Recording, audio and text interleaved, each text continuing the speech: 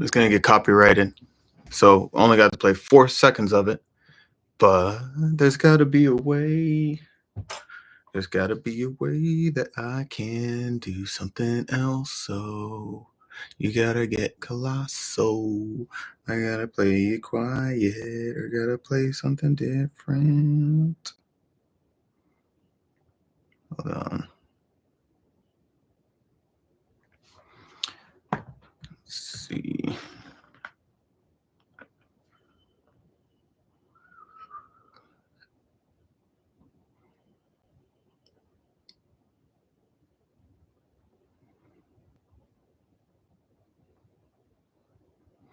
Probably delete later. Come say hi.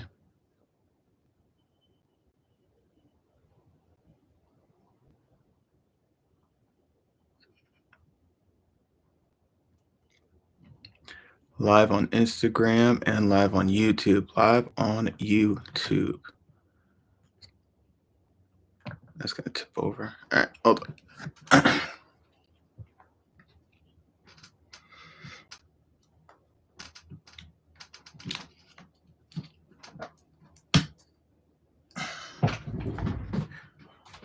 Over here.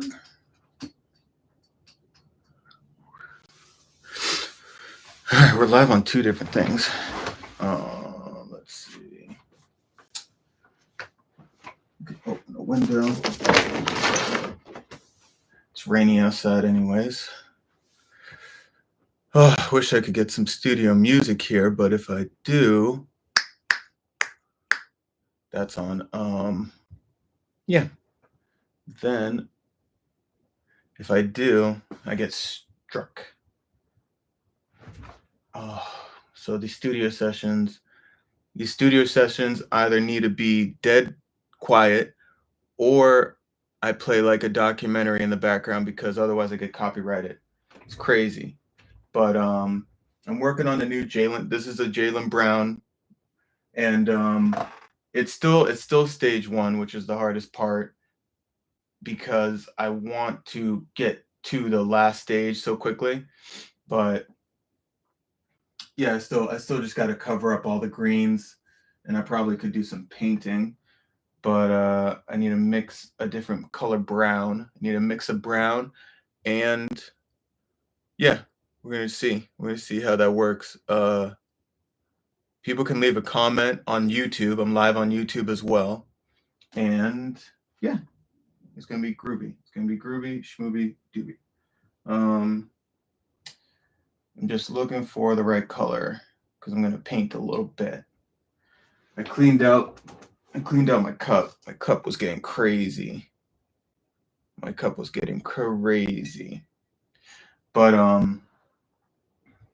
maybe I won't delete this. Let's get that let's get those followers up.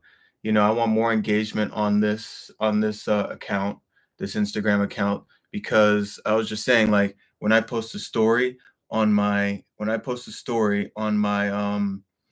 my personal Instagram, I get a lot more watches than I do on my Collage Dawn Instagram, even though the Collage Dawn has way more followers, way, like 2,000 more followers than my regular account. So I want engagement up. Again, the spring sale is still on, so everything must go. I have named the price of many of these pieces. Ones that are this size, not this one in particular, but all the ones that are this size are $650. So hit me up for that. That's a steal. You guys don't even realize. And I'm gonna do a video about talking about pricing in general, pricing your art in general. But I've done the math, and it's the biggest discount I've ever done, ever, by a landslide. So think about it. Hit me up. Everything must go, because I'm trying to go to France, and that would help a ton. I need to free up space I need to free up space, legit, like storage space in my room, to make room for a new era of work. So Everything must go. Everything is for sale. As you can hear, I'm super excited. It's still fairly early. It's a rainy day, so I'm not trying to shout, but yeah. Um, I was gonna go to two different events today. There was a comics in color event that I was going to attend that's in Roxbury, but since it's kind of rainy and crummy, and the more research I did on it, I'm going to cancel that for myself because I don't have much to present, and it just seems more family oriented, like a lot smaller and more intimate than I was expecting. And then the other one was like a real estate class, but I realized yesterday that if I'm gonna go, those things are very salesy, and it would be a big waste of time. So instead, I'm going to see how far I can get on this puppy. And with that being said, I do think it is a good time to just attack all of the colors that I possibly can. Now, what's interesting, like his skin tones. Now, what's interesting about this man, this magazine stinks. This is literally the worst paper ever. It's like a newspaper. Like they purposely put it on newspaper, even though that's got some good skin tones right here. Look at that. Showing Instagram. That's got great skin tones, but the paper is like it's not that it's flimsy. It's not even like it's that flimsy, but the quality of it, the print has all these.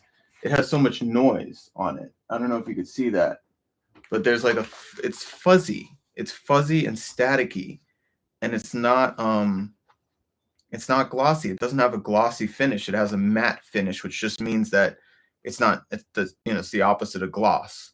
Like most magazines are shiny. Like when you hold it up like this, you would see a lot of gloss. For example, something like this has a lot more shimmer. See that? See how you could see the lights that are in my room, reflecting off of the paper? That has a gloss finish, which I prefer a lot. I prefer a lot. Just a better it's a better look. It just pops. All the colors pop here. But the matte finish is killing me. On one hand, it could make JB stand out more. On the other hand, there's just something about it that I don't like. But in that respect, what I don't like about it is that even the blacks aren't that black. The blacks come out darker in glossy stuff. Like this is almost charcoal. I would describe it as. It's not black. It's not my shirt black. There's a there's a grayishness to the blacks, and there's a noisiness to everything. So I got to think about this. I got to think about, am I going to use this for the skin tones, or is it worth it to,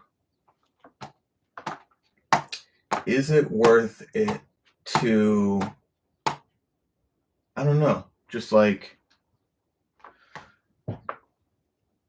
that's the question, is what, excuse me, what am I ever going to use this for?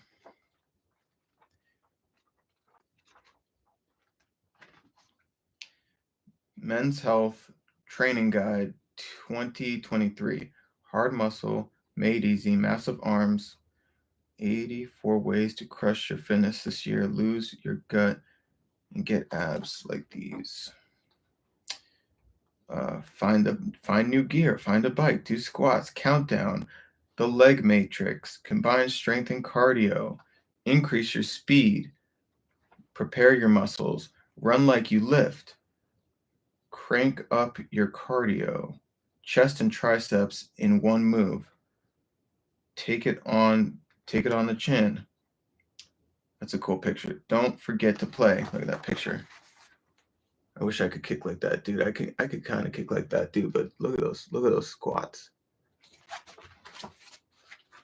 Don't forget to play. So To answer the question that you might be asking, Michael, do you ever just keep magazines that you really like? Honestly, not really. Everything that is given to me is used and shredded eventually. Like I rip stuff out of everything, and I kind of want to. But this is unacceptable. Okay, look at this. Look at the quality of that print. Isn't it kind of, don't you guys agree that it is, there's a fuzziness to it, you know? Like everything becomes muddy. It's not vibrant. Like that should be like his skin tone is vibrant orange and red and brownish, but it just gets fuzzied out and it's so annoying. So I guess this will be one of the first magazines I'm going to straight up just keep as a reference to remind me to not buy this magazine again because it's very it ain't right. It just ain't right. So we're gonna look for, I like that a lot. That's cool. Yeah, we're gonna look for different skin tones with this. And this is just a random InStyle magazine. InStyle is cool, but it has a lot of really small pictures that are already pre-photoshopped. But it does have, see, this is what I'm talking about. Look at the vibrance of her skin tone here.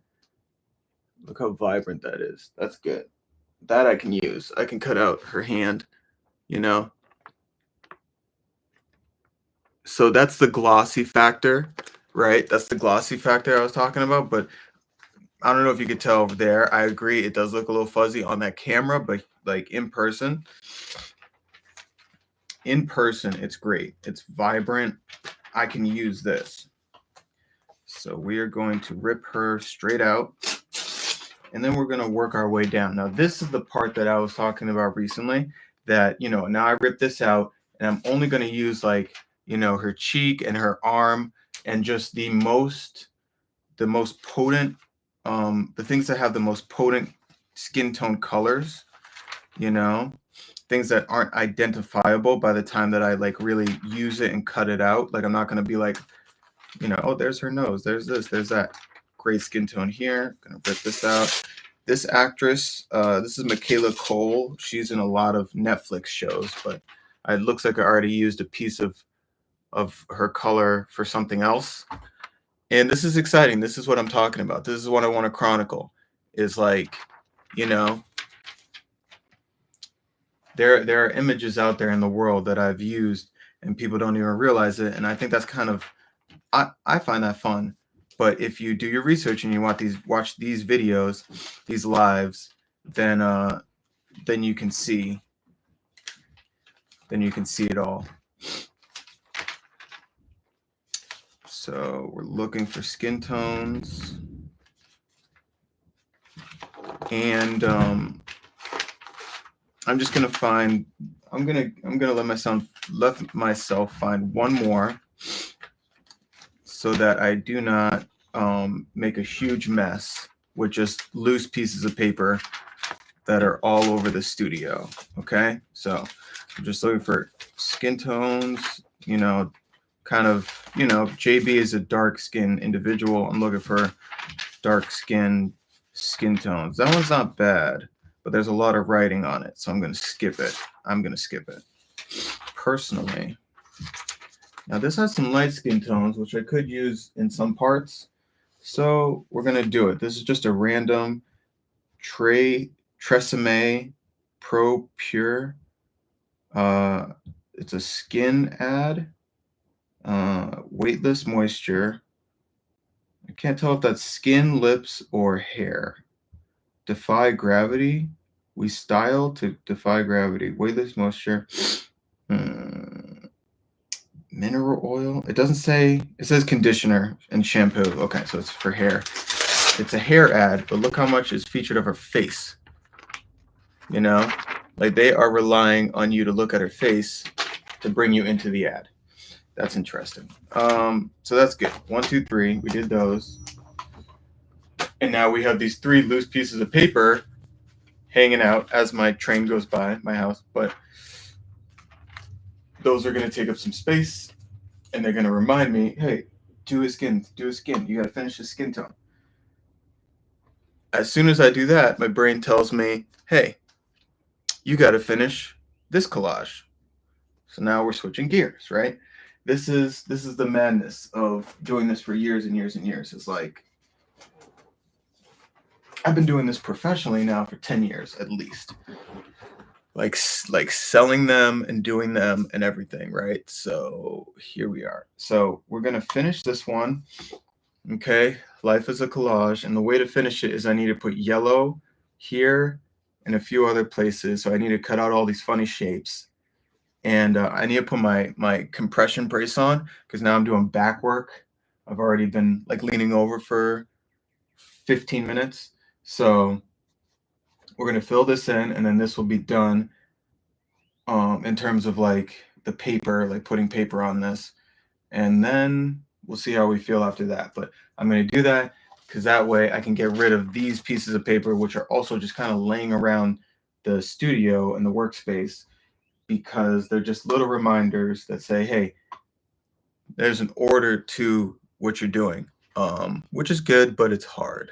So I'm going to do that after I put my brace on. Excuse me, 1 second. You're going to hear it. You're going to hear it in the background. You're going to hear it snap, and you're going to hear the Velcro like this. You're going to put it on. Yeah, drop my water bottle. There you go.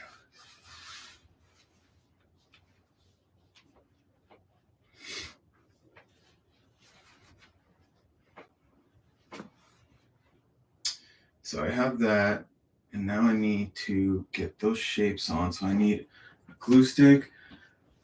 I need something to cut on. Okay, now we're better. Okay. So we're gonna put this up here so you guys can see it, and that should stay. And I need my cutting mat. Okay, I'm gonna show you guys this because this is the other thing that's on my desk. Okay, so for my patrons, okay, this right here is a drawing that I've had on my desk, honestly, for at least a year, because I have an idea for a graphic novel, and so I drew these lines to use in perspective, okay? Because I want to have like a header image, which is what I would describe as like the image that I use that will influence all the art that I draw after it. And I haven't gotten to it yet, but recently, every once in a while when I look at it, I go, oh, I'm going to finish it. And this will be a process that will be exclusive to Patreon. My subscribers is the I know I'm showing you this on YouTube, but my ability to have it go from this to what I have in my head will be chronicled on my Patreon. So if you want to follow my progress on what is now titled Sorcerer Punk and my progress on that project, you can sign up to my Patreon. That will be exclusive to that. You know, like getting it done, time lapses, things like that.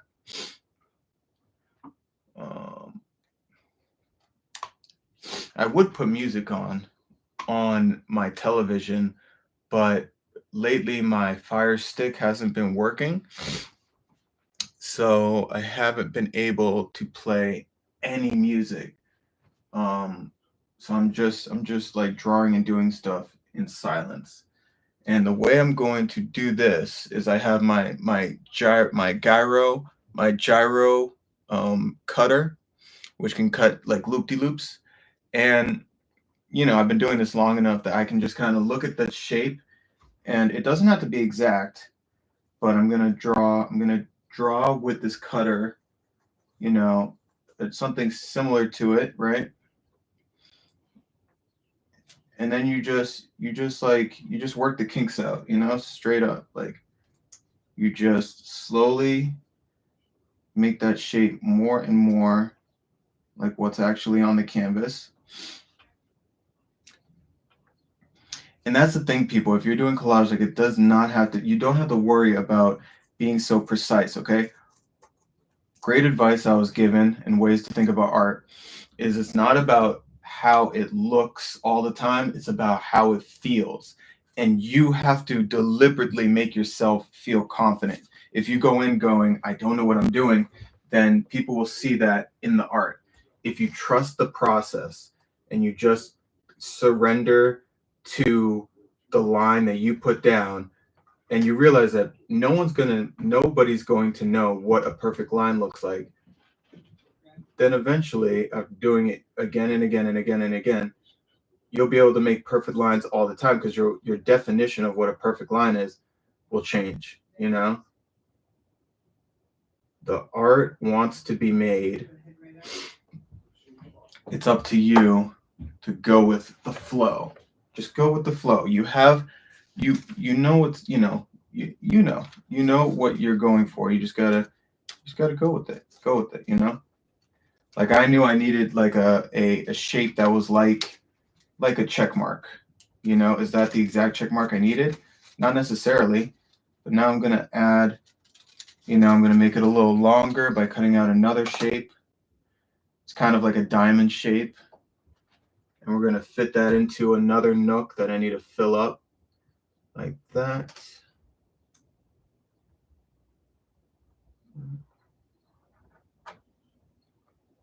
And just little by little, I'm gonna fill up these shapes. I'm gonna move this closer so that my Instagram can see. Okay. Like this, and I'll try to tilt it down so you can, okay, hold on. I gotta like tighten this up. Hold up.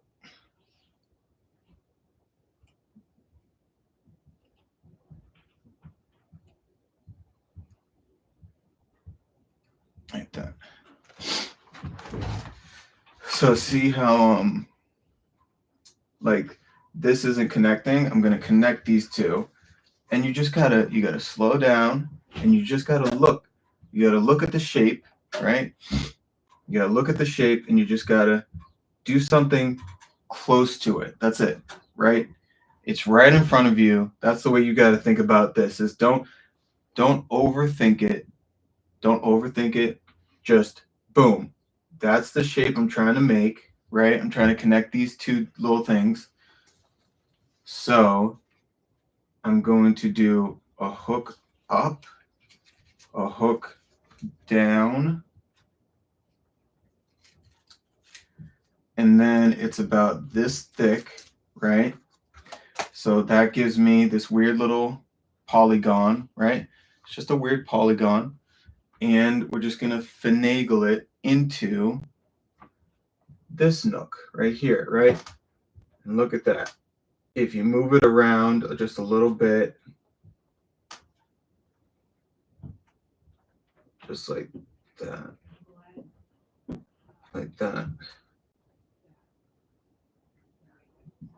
then boom, you've connected those two shapes the way that you want it to.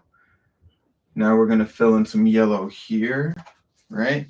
And all I'm doing is going back to this first shape I had, because there's lines that are similar, and I'm just like, just trying to cut it. I'm just cutting pieces of paper. Like, it's not that difficult.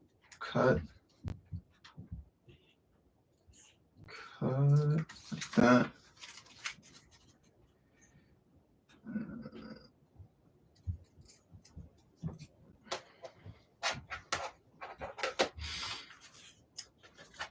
I think the last step I'm gonna do is actually fill this in with black to really make it stand out.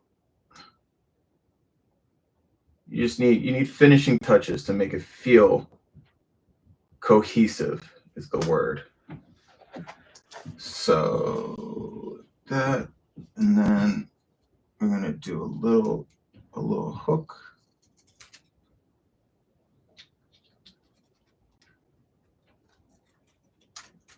And then that gets more narrow as it goes up. So that's going to go here.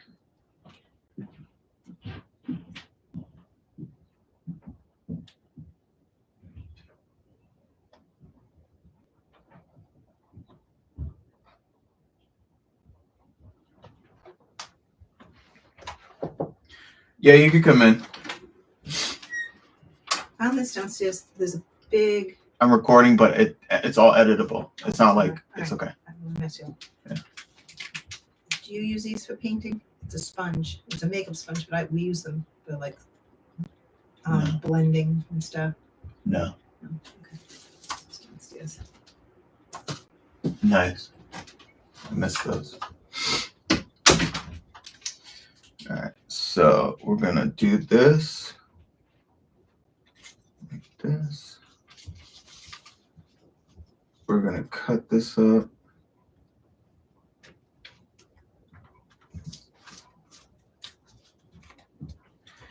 You got me wrapped around your finger. Oh yeah. Do you have to let it linger? Yeah, that song stuck in my head. It is. Have to let it linger. You know I'm such a fool for you. You got me wrapped around your finger. Oh yeah. Do you have to let it linger? Do you have to let it linger? Right? Not bad. Definitely not good, but I'm not bad. All right, so yep, we're just cutting and collaging, and all we're doing is just cutting out little shapes, little polygons, right? I feel like Bob Ross of the collage world right now. Just happy little polygons, right? You could do so much with a triangle. Like it is the most dynamic shape. And you could just do that. If I just cut this whole thing, this whole piece of paper into little triangles, I could fill this up. It would be messy, but that's all that this is. Like, look, this is kind of like a funny little check mark, and it's gonna go right in here. Go ahead. Yeah. Will you help me? Yeah, I'm coming. Hold He's recording. It's okay. It's all I can edit all of it. It's fine.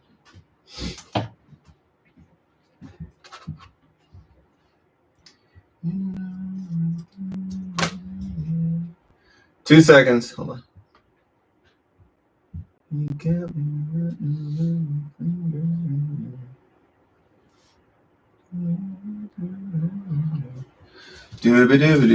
Okay, 2 seconds. I'll be back. Here we go. Hey yo, uppy. Here we go. Okie dokie. Hunky dory. Here we go. Okay. I've been getting reminders about the brand source card.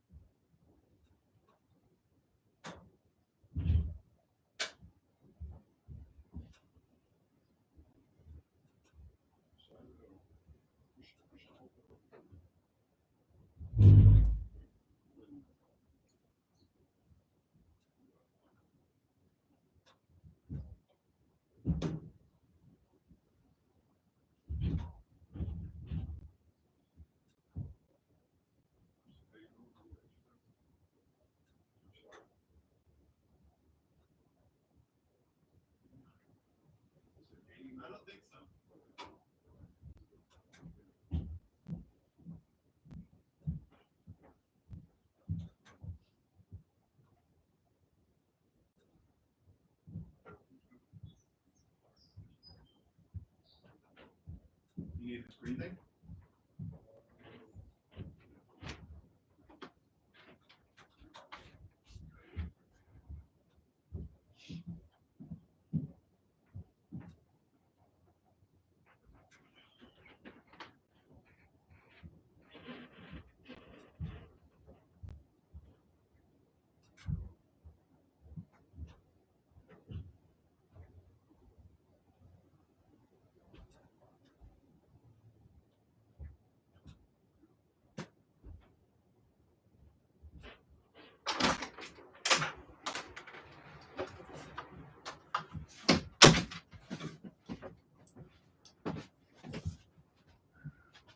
This thing's gotta work.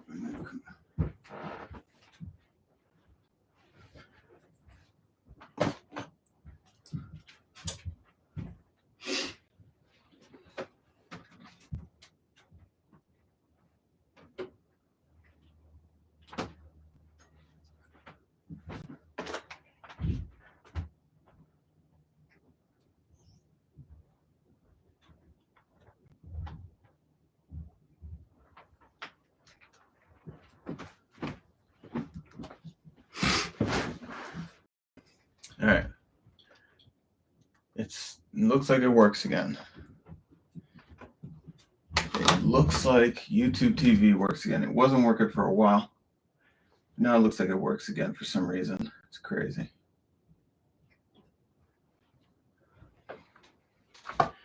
Oh, I didn't even remember what I was watching last.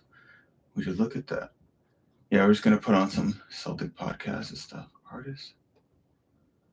England countryside.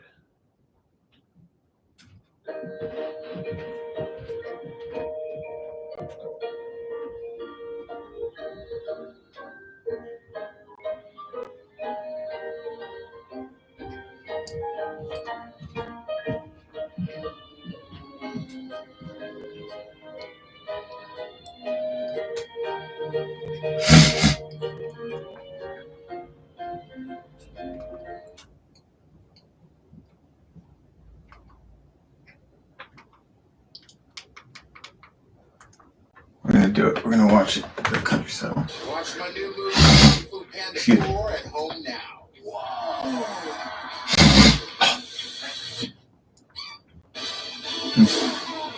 How may one kick butt if one doesn't seek the butt to kick? Be careful of those fireworks.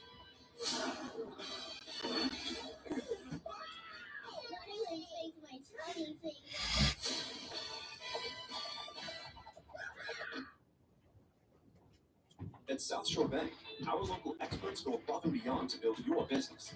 That's why Justin Gordon, CEO of AmRamp Accessibility, partnered with us.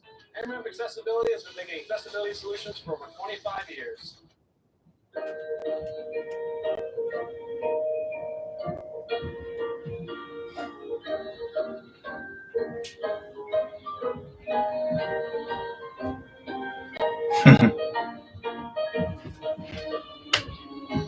Oh dear.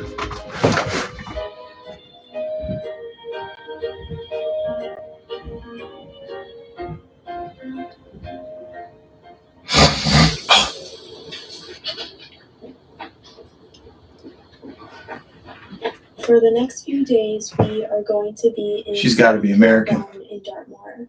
I first knew about this place when I noticed that a few people from my arts university were doing residencies and workshops there.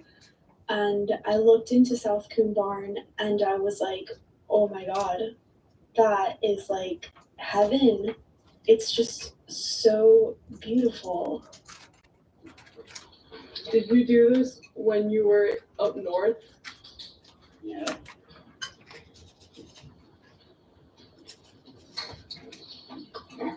Did you do this in America? No. Me and my boyfriend, we stayed Three of us here. are staying in the hayloft, which was an old hay barn. Everything was like natural and rustic and intimate. I love the space so much.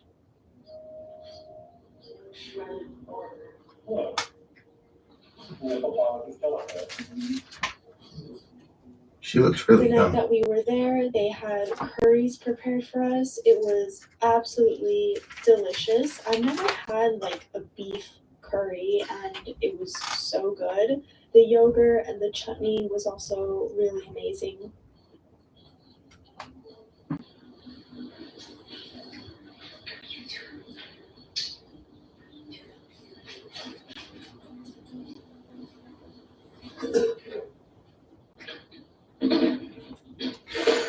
All the artists in residence do that are American, that when they go, they just talk about food. Oh, the food was so good. All the food was so good. As if like, I don't know. It's just I wonder what the locals think when they hear Americans talk about the food. Oh, it's so good. Maybe it is that good. I don't know.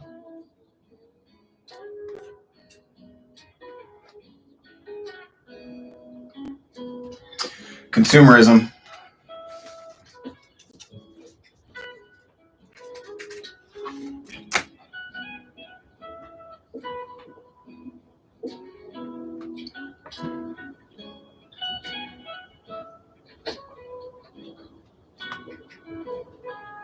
They have a little gallery which is really artist friendly. They host residencies, workshops, things like that. I'm really grateful. It's an art that gallery, I of can course. put my Of course, it's pieces up artist there. friendly. Of course it is. It's like an open gallery for the rest of the guests if they want. I'm being very judgmental right now, but I thought it was. I want to hear something new. plain for me, so She seems I very, went very to young, this artist in their resident. Gardens. They have so many Very young. beautiful wildflowers. Like 18. She gotta be 18. Gotta be. They also have an apothecary garden, which has loads of like beautiful, unique flowers, and I don't know, like hundreds of different types of mints. They even had like a banana mint, which smelled like freaking bananas. It was crazy. Oh my god. They also have like herbs and leaves that you can make teas with. There's just so many pretty flowers, and I know I can pick like any one of them, but I just don't want to because they're so beautiful. Oh my gosh.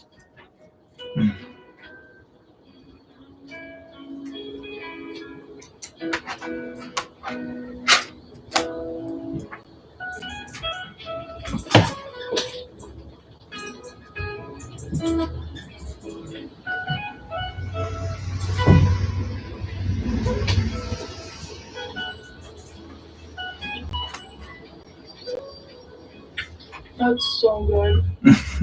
She's eating flowers. This girl crazy. Ay, stop with the kissing. God. I'm watching something on YouTube and it's driving me crazy. They're so, I'll admit it, they're pretty cute together. But it's annoying to watch as a single person. It's really annoying. They're very kissy. Ugh. Just relax, you guys. Just eat your meal. Jeez. Eat each other.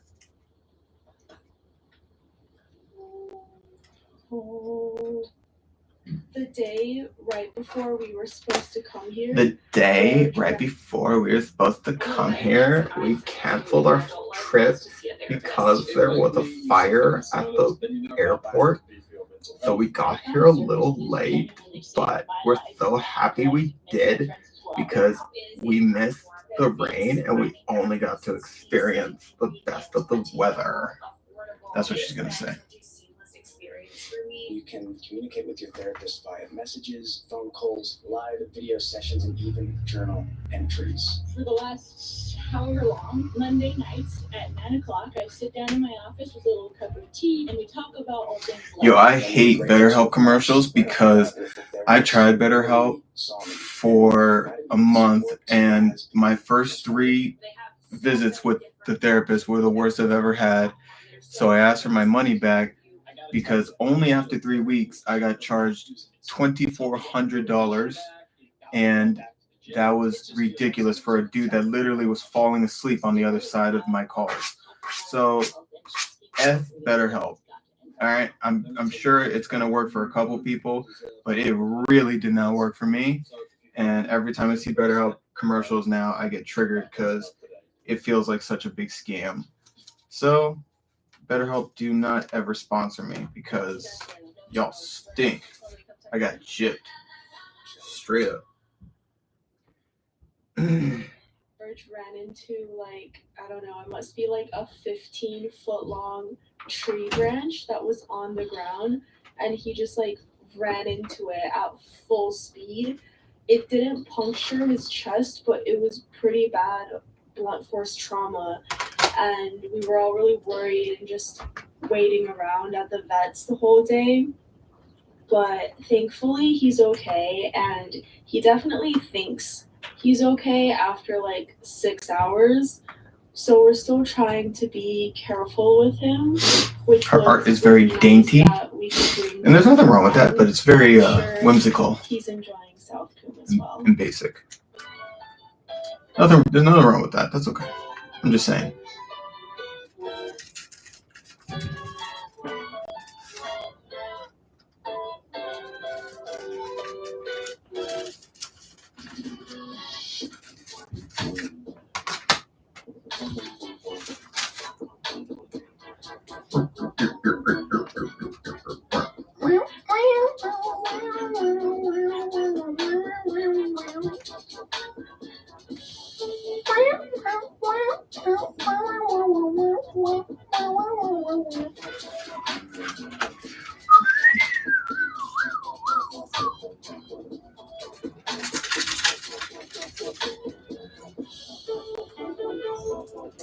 See anything else that you have?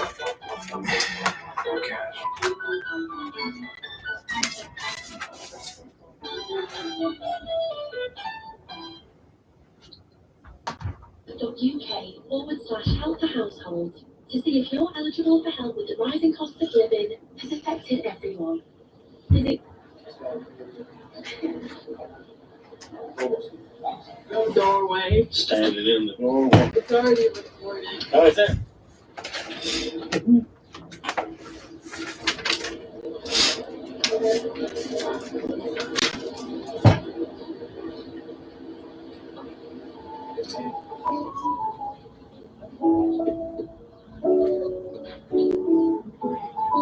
I get how going someplace new is kind of like walking into a painting because your experience, I mean, if you're in a first world, I'm going to pause this. If you live in a first world country, your only experience of the world is through what you've seen in books, images, and just in general, to sum it all up, imagery, whether those are moving pictures or static pictures or digital pictures or print pictures or literally printed pictures from like friends and family, right? So that's the phenomena of when you travel abroad, like these guys are, and they're just taking pictures of everything because they're like, look, I'm in a picture, I'm walking through a picture. It doesn't just remind you of a picture, of a painting. Everything looks like a painting. It's your brain is constantly going like, this does look like this. There's a composition here, the symmetry here, right? And that's what this is about. My experience of the world is, especially nowadays, highly not manipulated, but influenced by images. Life is a collage, right? So that's what I'm on the lookout for when I hopefully go abroad, is that phenomena of walking through pictures, being in a pictures, taking pictures, sharing pictures, finding compositions, symmetries, funny things that jump out to you, the lighting of something, the shadows, the highlights, the colors, the lack of color, the character of something, the oddness of something, the asymmetry of something. That's what I see a lot of here. And that comes out in food when you're traveling abroad, particularly. I don't know why, honestly. I think it's just like you're giving your memories another sense. Like I will always remember this feeling through this flavor, you know?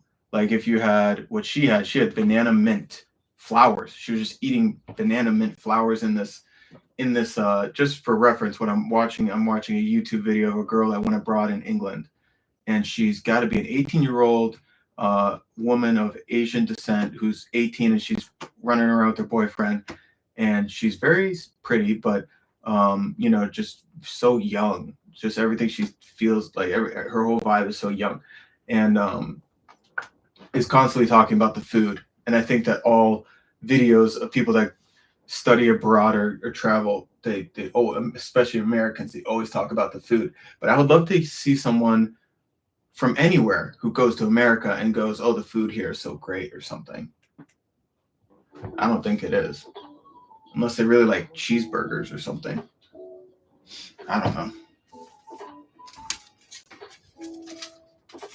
I don't think foreigners go to America for the food.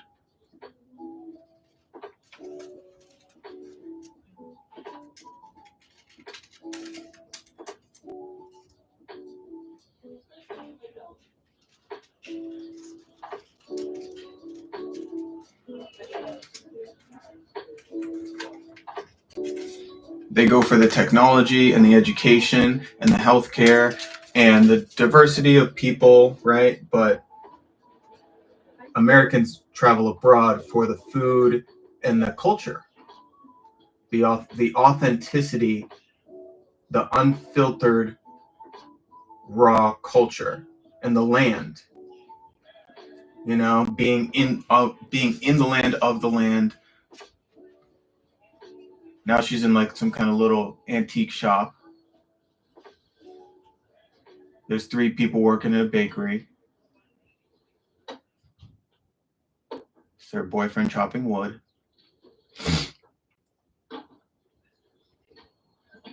For some reason, that's my first question is, would he be chopping wood if he was at home? Or is this part of his trip? Is this experience of like, look, honey, I'm chopping the wood? I wonder.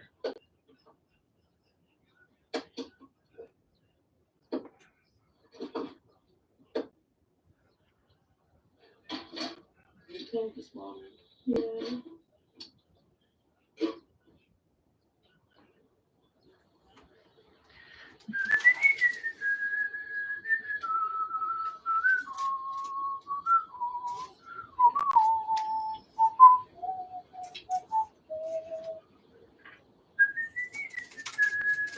That temple. Do you know what's that? Yeah. Sunny. What? Why'd you go like, oh, Because I didn't know. stop? No, look, it's the dog. Oh, it's the dog. Oh, it's the dog. Look at this. Så det tog slutar.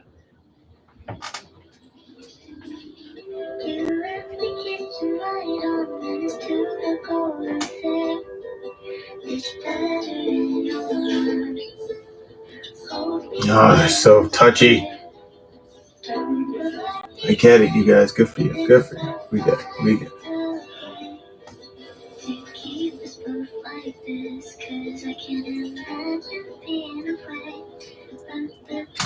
Oh, crap. So, this will happen sometimes, in which case I'm just going to throw it away. I took the glue stick out too much, and it broke. So it's not worth it to mash it because it just makes it really thick. I've done that before. So we're just going to throw that away. Just scoop that part off, throw it away, put the cap on it, and then these are going towards another project, which will also be exclusive to Patreon, where I'm going to find a way to melt these puppies down and make a canvas out of all the glue sticks that I've used, because I don't know how many I've used in my lifetime, but I've probably used more than 1,000, which is a lot for an individual. But yeah, I have a pile that's going up and up and up over there. And yeah. Go crazy. I think that's a really nice look for the bikini top. A towel. They're not really big. I mean, their cowboy boots. Desert weapons. That was like 50% of your haul in one grab. I think that's enough talent. Like, all right.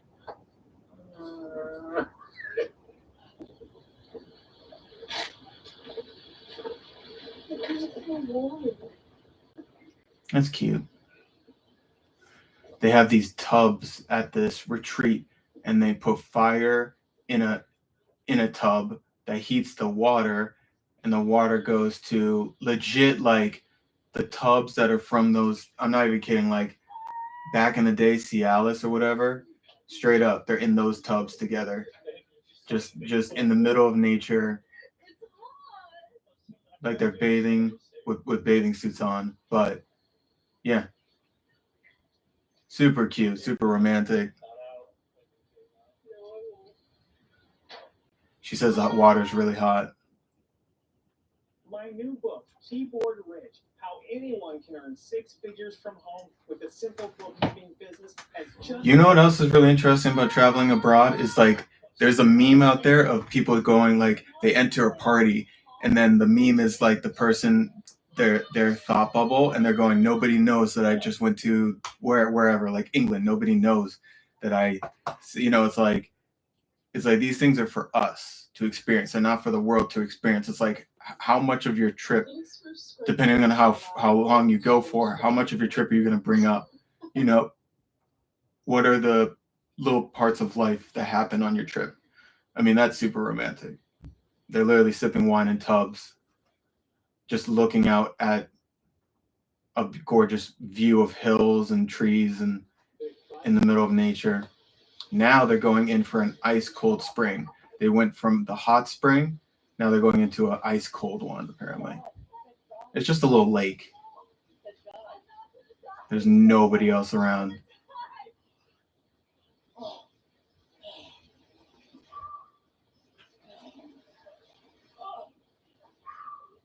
It's not that bad.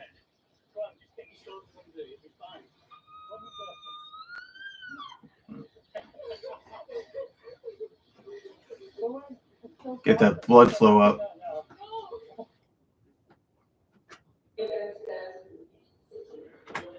Now they're in some weird class where they are in these hammocks. But anyways, this feels pretty good. I'm trying to think of what else. Well, okay, I'll keep going. Hold on. Gotta leave a couple marks.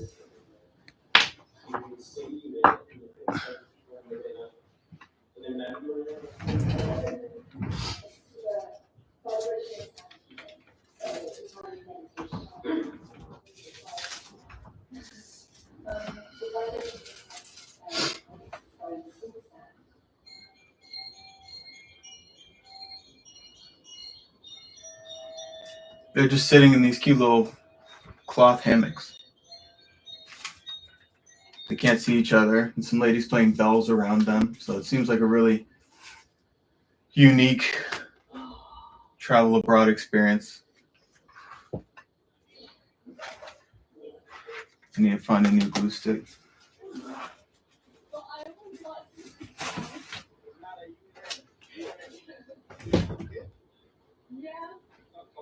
Everything that they're doing is very romantic, though.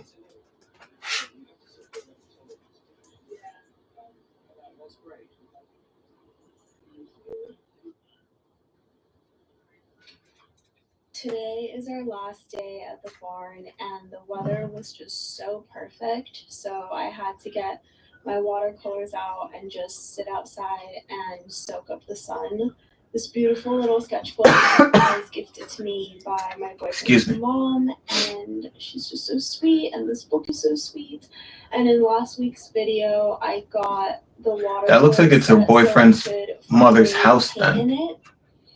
I'm not really good at watercolor. I did take a course a few years ago in New York at my university, but I don't know, it was like a while ago. I need to practice. I think that's just it.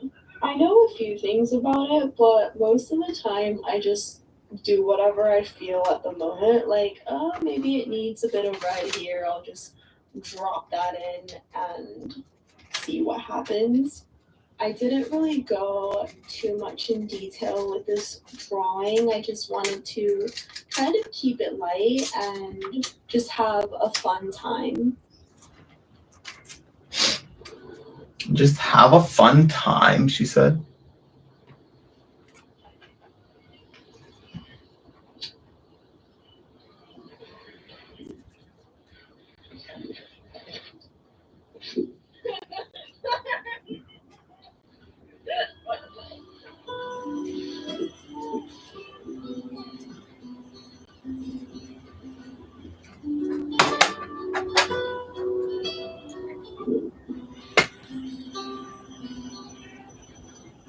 It's cute.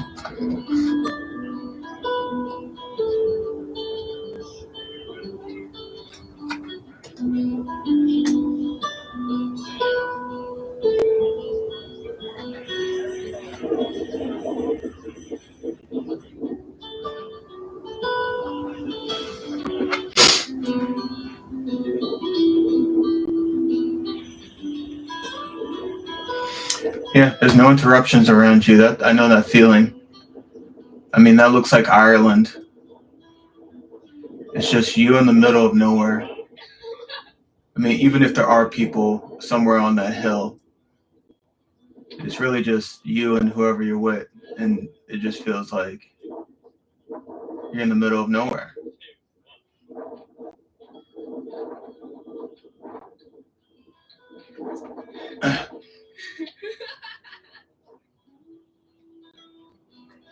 It's cute.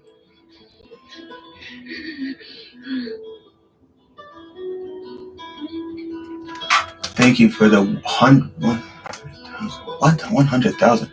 I'm blown away. I'm so grateful for every one of you giving. Giveaway coming soon. If you're around England, don't forget to check out the South of Comben Barn. Wow, she has 100,000 followers. So the next one is Diaries of an Art School Student, Studio Vlog. Now I'm looking for more, traveled abroad stuff.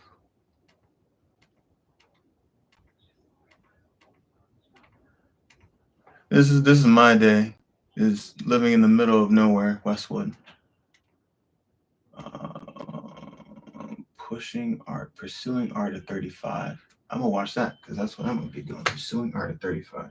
Are you a student? What are you do? In here, you can expect to find crystal clear audio, expansive display space, endless entertainment, and more comfort for everyone. But even with all of that, we still left room for all the unpredictability, spontaneity, and unexpected things you'll find out here. The new 2024 Grand Cherokee lineup. Jeep, there's only one.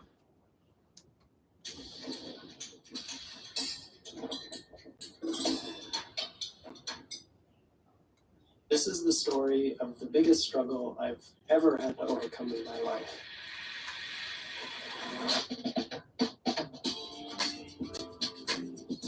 Over the past few years, I've watched the people I met in college get their dream jobs. Character designer for Disney, storyboard artist for Netflix, splash artist for Riot. They design the movies and shows I watch and the games I play. Some of them instead chose to go it alone and create wildly successful businesses. But when it comes to me, it's been almost 13 years since I decided art was my passion, and I've been in a constant struggle to get myself to draw ever since. It should be an easy thing to pursue your passion, but I find that you'll slog through a job you hate before you ever fight for your own dreams. To do that, you have to get frustrated enough with your own life that you require change. Today is September 12th, 2023, and in 22 days, I'll be turning 35. I'm not here to tell you a story of success where I'm finally a highly skilled artist, because I'm not yet, but I believe I've done most of the work I need to finally cross the last hurdle to the finish line of professional artist. I promise that if you stick with me through this video, I'm definitely a professional artist. The roller coaster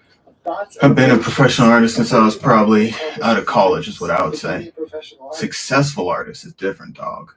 First, you need some context. So let's take things back in time a little bit. I have vague memories of drawing in a sketchbook in high school, but it never registered to me as something I could pursue. Like many people, I'm pausing this video because he just said something important. It's just like, you're an artist when you say you're an artist, but being a professional artist, part of it is straight up like you're constantly just creating work for yourself. Like just right now, like I could be done with this whenever I want to be, but if I really want to create something that's congruent and together and has a formula to it that you can see with the eye, I have to create work for myself. Like I have to achieve a goal. I can't just, I can't fake it. I can't just like baseline it.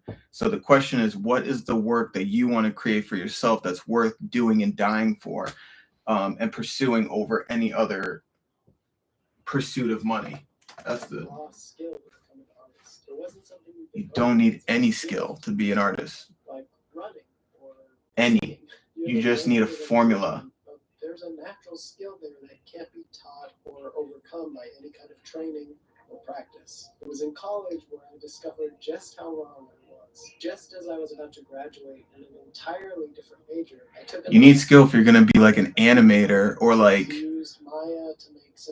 if people are going to employ you full time to work at Disney, yeah, you need skill. But anyone can just nowadays broadcast themselves as an artist, straight up. You don't have to be born talented. I will never forget that moment. I called my parents super nervous as I was about to ask them the most ridiculous question. Could I quit my major and pursue art right as I'm about to graduate? It shouldn't have been surprising. I have incredibly supportive parents. But to me, who was scared shitless that I had just found my calling and it could be gone before I even tried to pursue it, I was nervous as hell. I did everything I could not to cry during that phone call. That was the day I became an artist.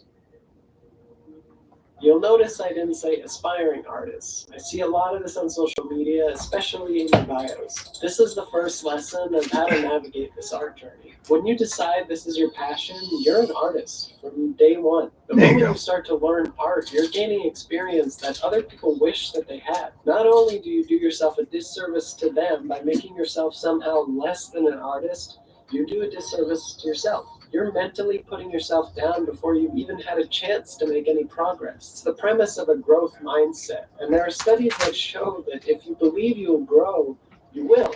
And if you don't, you won't. You'll actually stunt your growth by thinking that you're this aspiring artist and not a real one. One of the ways you can do that, believe that you're a real artist, is to show yourself the journey is achievable.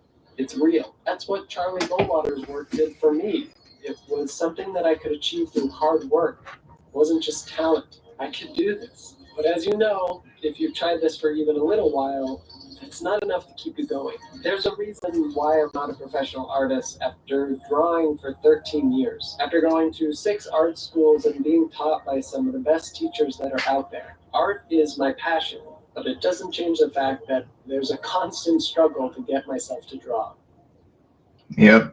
When I was first learning to draw, I was like a kid, just pure excitement and joy, no matter if it turned out good or bad. But it wasn't long until I started to learn what it took to become a professional artist, and this unsettling pressure started to sink in. It wasn't enough to just learn how to draw. I had to find the most efficient way to progress. I spent more time planning what I was going to do instead of actually doing it. And when it finally came time to draw and paint, this fear started to trickle in. First, you guys looked at me and thought I was just lazy.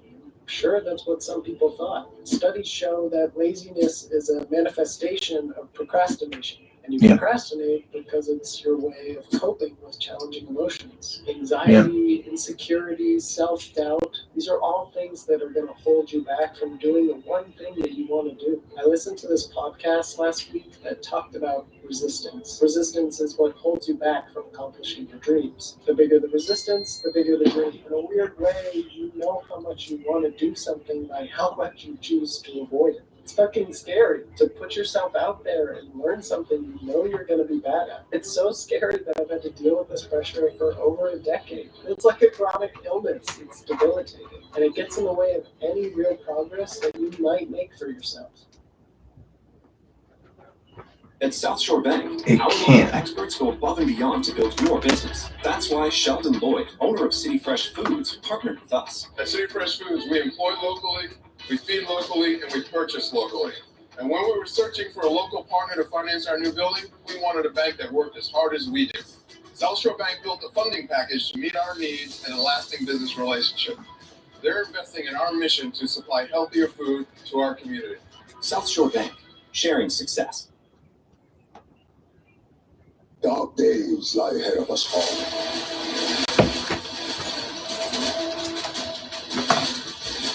When the time comes, we show them no mercy. We show them no mercy.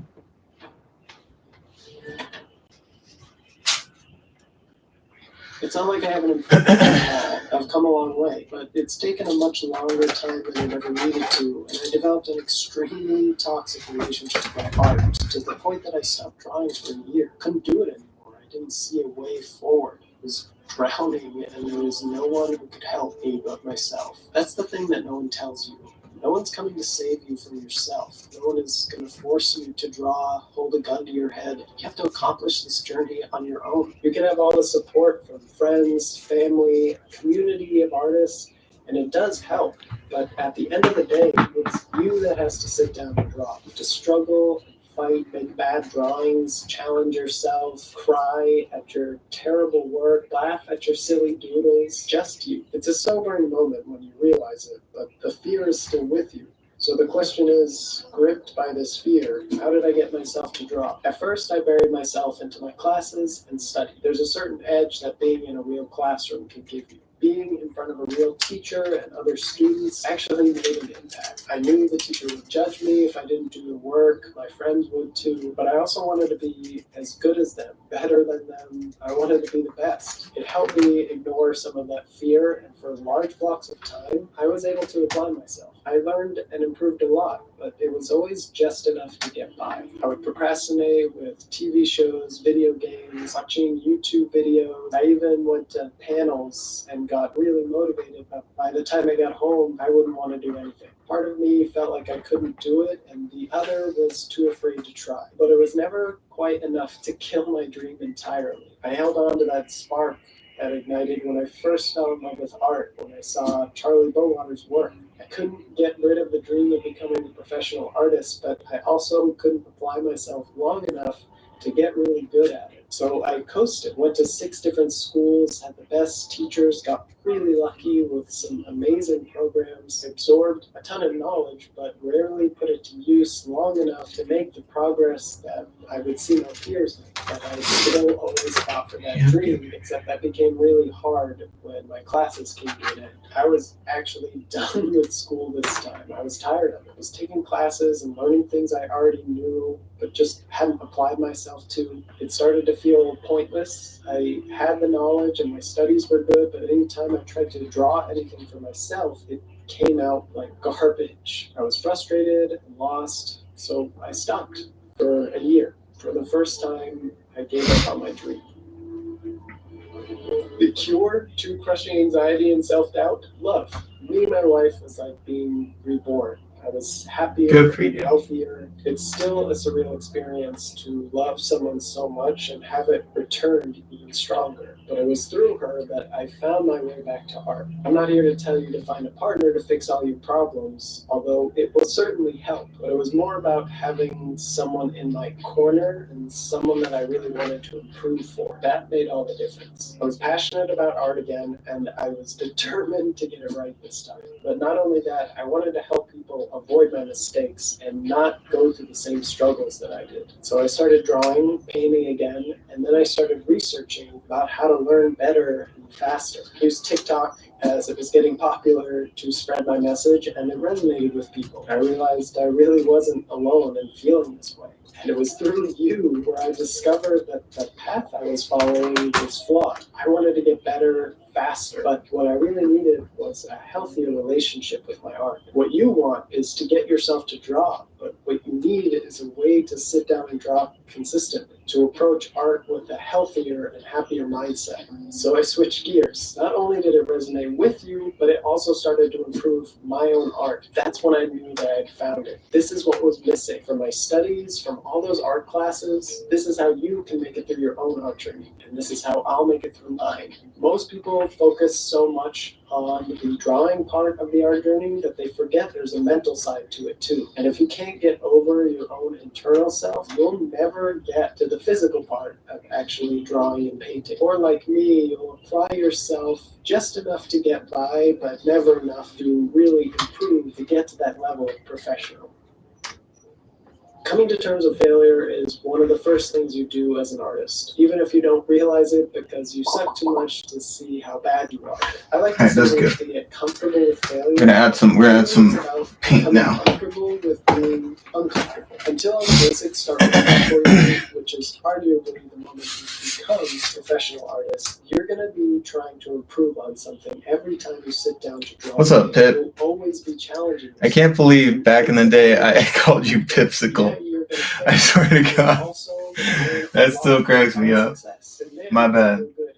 I genuinely thought that's how you pronounced your name on whatever it's called on the thing, but I'm an idiot. It's Pips LLC. It's not Pipsicle. Stupid.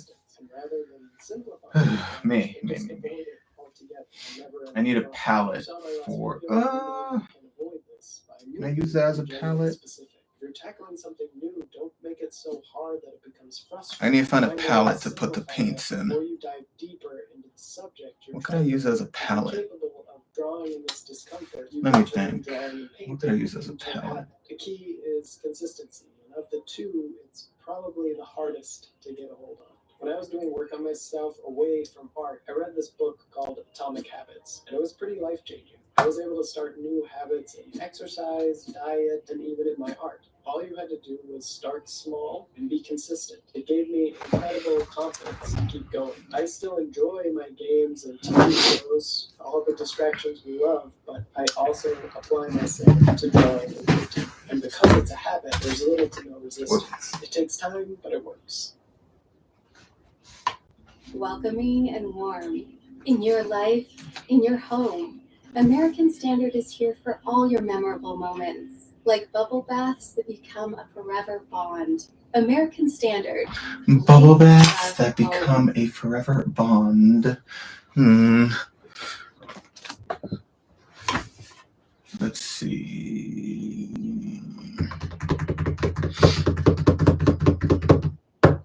There was, however, one problem with my consistency. I would still miss days that I planned to draw, sometimes for large blocks of time if things in my life were getting too chaotic. But it's okay not to draw every day. But to start over every time you sit down and draw, it gets really discouraging. So I realized there was something a little bit critical. During my time away from art, I realized how much time I had spent studying instead of drawing from my imagination. I pursued art with the mindset that I would get good eventually and create the things that I wanted to create in the future. It didn't really feel worthwhile to me to create something that I cared about now if it was just going to come out terrible. And by doing Dang it, how is that? I I got the wrong thing somehow. You study really hard, you absorb all the knowledge, and just have a built-in. Actually, we'll keep it.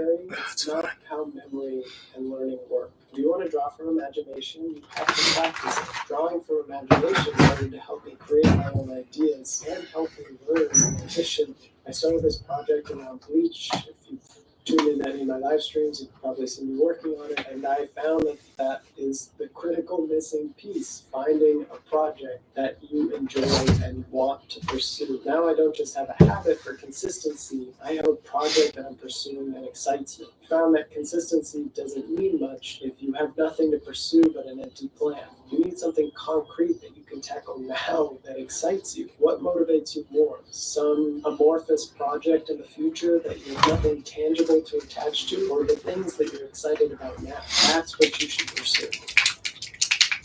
One of the Let's see if I can most turn important this. takeaways from this journey is sometimes you just need to get your hands dirty, even if it all goes to shit. Because it's only through doing these things where you're actually going to solve problems. It's not just a lesson about how to get better at drawing or painting, but it's a good one to approach life. I struggled through art and I felt lost, and then I built myself up in a different way. I worked on myself as a human and got comfortable with myself outside of art. You know, as artists, we tie so much of our value to the quality of our No, work. I lost And my it's one of brush. the most Where's my toxic brush? things that we do. I was able to love myself, and I drew in one of the most Oh, lovely, gosh. beautiful souls I've ever had the pleasure of meeting. And through all of that, I was able to rekindle my relationship with art and approach it in this new, There, it's beautiful, under- positive It's under the way. I palette. always say at the end of every episode to have a happy and healthy creative process, because it's what I've found for myself and I want to pass it on to everyone. But I don't mean that you're going to be happy all the time or everything's going to go your way. It's my way of saying find comfort in yourself. See the value in yourself so you can feel comfortable with sharing yourself and Get your just a work. little bit of water for this. It's freedom to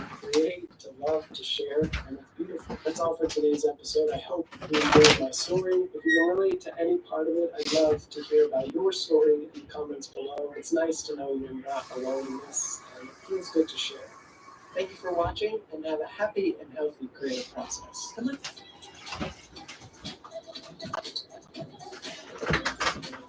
Good boy.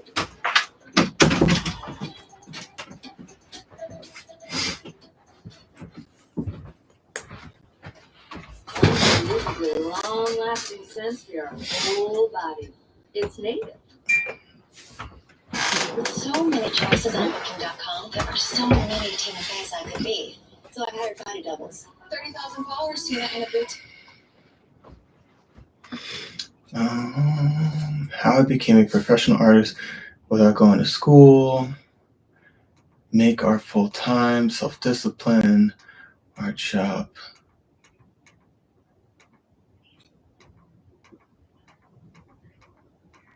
I'm gonna do that. Foreigner artist living in America. Getting that from YouTube. Huh. Foreigner, I want to know what love is. What? This one says how I see USA as a European after 6 months. That's only a year ago. That's interesting. This one says how foreigners make Japanese uncomfortable. Dating in Japan. I struggled with my first. We're just gonna go with this one. It's 19 minutes long talking I about. feel like I need to preface all of this by just saying that this is not a political video at all. It's just my impressions, my views, my opinions, nothing too serious. About the Best America. drivers and worst all-way crossroads. I am not surprised that a lot of people don't have passports in the US. I literally got kicked out of a Starbucks. Would I ever live in the United States? All right. Let's get started. So I'm Ava, and I'm a travel YouTuber, as many of you might know.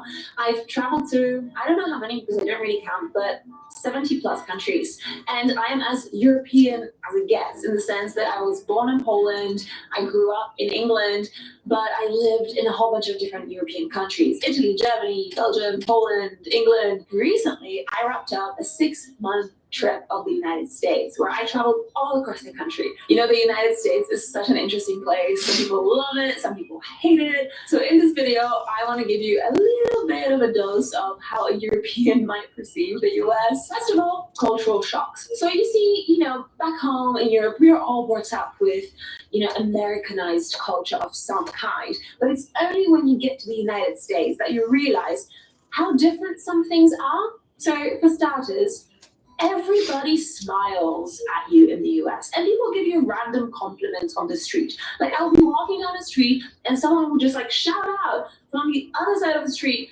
like, nice tattoo, man, or like, I love your hair, or like, I love your necklace. People are so nice. I love that about the US. Another cultural shock that I experienced are the cars. All the infrastructure is centered around cars. So, you know, in Europe, it would be really easy to like take a bus or a train somewhere.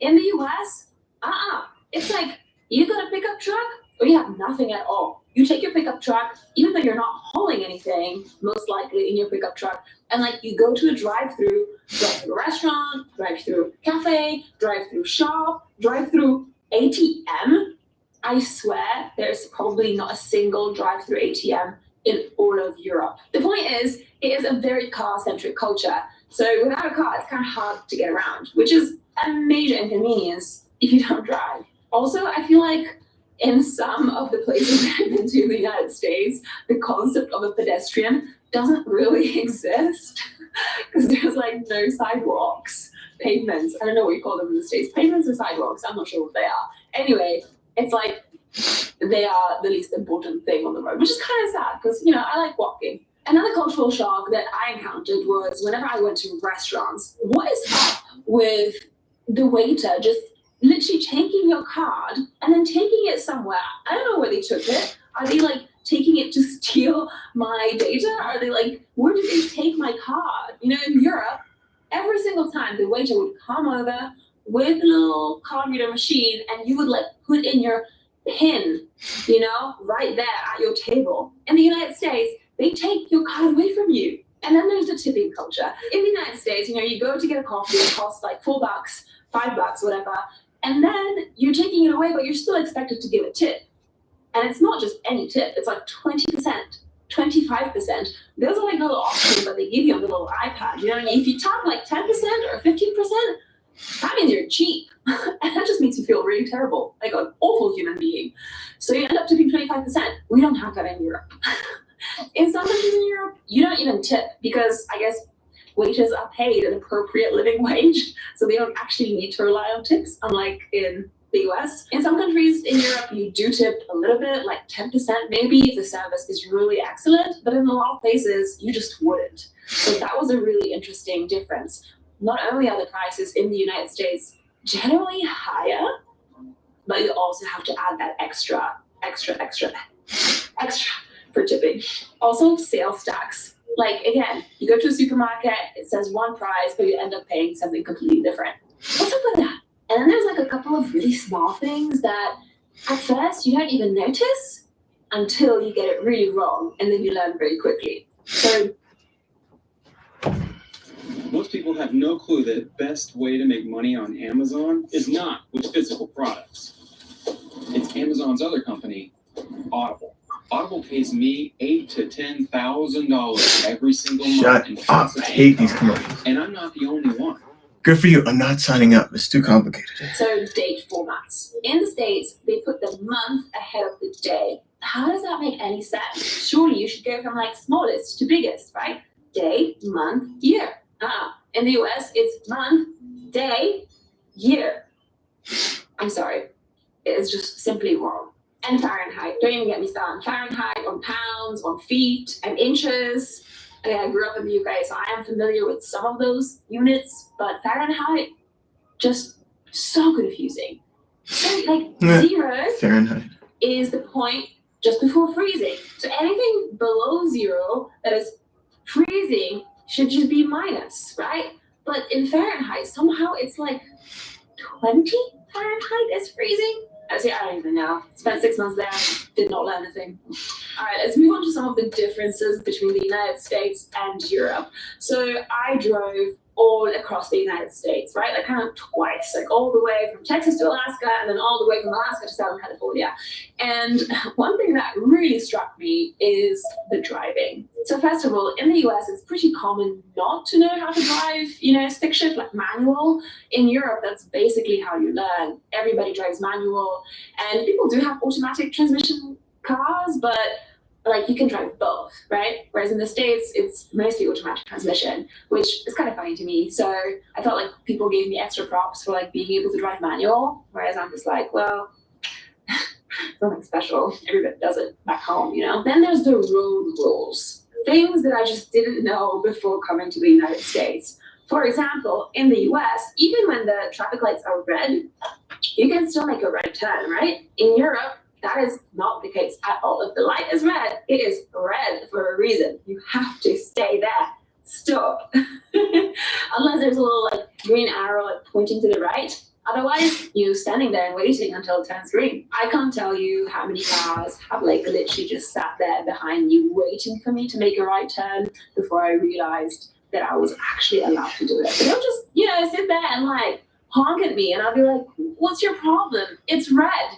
And then my favorite thing about driving in the United States, all-way crossroads. You know the crossroads where like the like red stop sign and then that says like 4-way or all-way?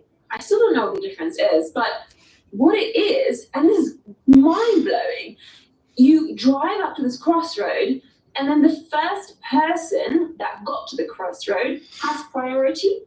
So there's 4 directions, right? And then there's 4 people competing for priority. So you gotta sit there in your car while driving and like calculate, okay, that guy was first, that woman was second, then that guy, and then I'm 4th. And then there's more cars coming. So it's super confusing. Like it's like a big mental workout. I am not kidding you. I used to find it so confusing. And like I just didn't even know that was the rule. So it took me a little while to kind of figure that out. With the help of a friend, I would just like literally stand there and like wait for people to go because I had no idea what the hell was going on there. In Europe, the person that's on the right always has priority. That's it. So you don't really have to think about it very much. Another big difference between Europe and the United States is the sheer distance of everything. So back home, you know, you'd like drive to the next city and you'd be like, yeah, you know, I'm like 3 hours away, you know, I'm like 200 kilometers away, whatever. In the US, like people don't even talk about driving in terms of hours. They're like, yeah, it's a 2-day drive. A 2-day drive? Like in Europe, that is literally the other end of the continent. In the US, you're just like driving from one state to the next. It's pretty radical. And also Texas is huge. It's like never ending. Texas never ends. Never. My leg is asleep. Moving on to some of the expectations versus reality. Oh yes, hello little boy. So naturally, before coming to the US, before doing this massive road trips, I had some expectations built up about the United States. Now, mind you, this wasn't my first time in the US. I had already been to like San Francisco, LA, New York City, Miami, you know, but this is the first time that I actually drove across the country rather than just staying in cities. So yeah, I definitely came with some expectations. So let's see how they matched up to the actual reality. Okay. Joy, who you sharing with? After 200 years, we don't know much about what's up there. Ah, damn! Holy moly. You'll see.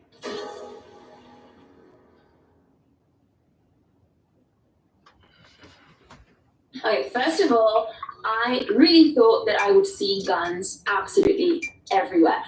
Honestly, and to be completely honest with you, I expected that every Walmart would sell guns. That was literally the idea that I had in my head, that every single Walmart in the United States had a gun section. That is not true. Well, there's all kinds of sections here at this Walmart beyond the groceries. There's one thing that I do not see is guns. It took me like 5 Walmarts before I actually got to the one that did have a gun section, which was really interesting. Like in Europe, you just do not see guns ever. But in the US, they are relatively common. You do see in some states, obviously like states that are like open carry states, you see people with actual guns, like right, you know, like right here, which is interesting because that was an experience I never had before. But I definitely expected to see more guns than I did in reality. Now, this is not a video about gun problems and gun laws and things like that. I'm sure we all have our opinions. The fact is that I just expected to see many more gun shops everywhere that I went, and I did. One thing that I was kind of worried about, I expected everybody to always talk politics. Because again, you know, politics is such a big, contentious, polarizing subject, not just in the US right now, but all around the world. So I was really worried that I would come to the US and I would have to have political conversations with people. And that fortunately didn't happen. I mean, the funny thing is that if you're from the States, the way that you have a conversation is telling of your political stance. The way that you joke about gun laws, or even just like looking at fences, you know, with like Trump 2024, Biden something. There is so much politics all around the US, and like I think in the like psyche as well, in the American psyche. But luckily, I think as a foreigner, you get the privilege of not having to talk about politics. And I feel like people do see you as a bit of an alien in some way, that they just kind of spare you the political discourse, which is great. I'm honestly not there. I'm not there to talk about politics. I also expected all the food in the States to be absolute and utter trash, garbage. There's so many of these words that now just trip me up. Garbage is American, trash is British. Is it? Yes, I think it is. Okay, so I expected all food in the States to be trash. It wasn't. It wasn't all bad. Maybe it's because I have been following mostly a vegan diet, so I have been avoiding a lot of the super processed stuff. But the fact of the matter is that trash food is very, very, very cheap and very widely spread. But in the US, you can also get some of the best food in the world. It's just that it costs a little bit extra. Whole Foods, I love you. I love you. The reality is, what's up? Intruders? The reality is that the US has the best and the worst food in the world. It's just that the best food comes at a very high price point. I feel like back home, more people have more access to better quality food for much lower prices. All right, let's move on to some of my favorites, some of my least favorites, some of my frustrations, some of my struggles. Best drivers and worst drivers in the United States. My favorite places in the US, Montana, Wyoming, and then Central Nevada, not Las Vegas. Never been there. The deserts of Nevada. There's so much nature, so much space, so much beauty. Least favorite place in the United States, Yellowstone National Park. Granted, I went there at the height of the tourist season, but man, that place is basically just a massive glorified parking lot. It is nature completely Disneyfied. And okay, it's great. It's probably more widely accessible to a lot more people, but I just feel like it just lost its charm. So I might give it another shot in the future, but I wasn't wowed. Best drivers in the United States, Washington and Oregon. By and large, very polite. Worst drivers, Nevada and Montana. Oh my God. And I'm sorry to say, but if you own a Ram pickup truck, you are very much in that category. I can't tell you how many pickup trucks have passed me while you're honking and showing me obscene gestures for not going faster. It's man, my car is 17-year-old, 3.5 ton expedition rig. I cannot go faster than 60 miles per hour. Physically impossible. Have some respect. Yeah, Ram pickup drivers. Not my favorite type. Here's a few things that I found frustrating and nice surprises in the US. So, I walk barefoot a lot of the time, and I literally got kicked out of a Starbucks for being barefoot. And there's plenty of restaurants and cafes and shops that have that really obnoxious no shirt, no shoes, no service sign on the front door. Man, it's I'm not hurting anyone by being barefoot. So that was a bit annoying. And then a lot of places don't allow dogs, which is also a little bit sad because This little munchkin over here. Come here. Come say hello. This little munchkin over here would like to go to your cafe, and he's a very good boy. He's a very good boy. Right? just okay. Okay, here are some of the nice surprises that I had when visiting the US. So by and large, I found people in the US to be really, really, really lovely.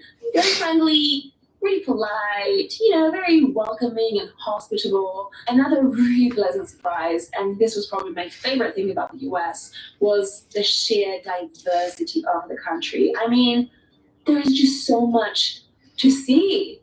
And I could pretty much wild camp in all of these amazing places in my 4x4 rig. I would imagine that if you're in like a giant RVs, what the hell do you even have those in Europe? RVs. That's definitely another culture shock. Anyway, I can imagine that if you're in a giant RV, that wouldn't be the case. But in my little truck, I had access to so many beautiful places, and that was just awesome. So, back home in Europe, people sometimes make fun of Americans, saying that, oh, they're Americans, they're not very cultured, they're not very well traveled. But you know what? I completely get it now. Like, I get it why most Americans don't even have a passport. Because everything is so far away. In Europe, we have this amazing privilege that we can literally hop on a train or hop in the car, and within a few hours, we are in a completely different country with a separate language, a different culture. It is just so diverse, and everything is really close together back home. But in the US, everything is so far. Even getting to the next state is a trek and a half. So I am not surprised that a lot of people don't have passports in the US, or that they haven't traveled abroad, or that they don't know other languages, because in order to do these things, you have to be quite privileged financially, which back home in Europe is a very different kind of dynamic. So do I have any regrets? Yes, a couple. First of all, I really wish that I could have stayed longer, but my visa only ran for 6 months, so that's how much time I had, and I just really hope that one day I get to come back and see more of it. Hopefully someday soon. Another regret that I have is not having really engaged with different communities across the United States. So next time I come, I'd love to get more perspectives on what it's actually like to live in the US today. People from all kinds of different backgrounds and ethnicities and cultures and communities. So I really hope that I get to do that next time. So a few closing thoughts. I noticed that throughout my time in the United States, my accent started changing, and it went from this Britishy accent to something more like hybrid American. I'm not sure if I loved that about myself. So I'm just kind of easing back into my normal way of speaking that is not influenced by, my context. So yeah, on to the big final question, the most important of them all. Would I live there? I don't know what the handshaking was all for, just to build extra tension. Anyway, would I live in the United States, given everything I have come to learn about this country, given all the places that I've seen? And the answer is very simple. Yes, 1000% I would live in the United States. To me, the United States is the most beautiful country in the world. It really is. I just love it so much. I completely fell in love. So if you're American and you're single, email marriage@elizabeth.com to send me offers of marriage so that I can move there permanently and build a house in Montana or Wyoming or Nevada. Just kidding. That email address does not exist. So those are some of my impressions of the United States. It is really hard to condense 6 months of life experience into this short video. But if you found any of this surprising or funny, I'd love to hear from you. And if you feel like I should give the United States another chance sooner rather than later, make sure you leave a comment below. That's pretty cool.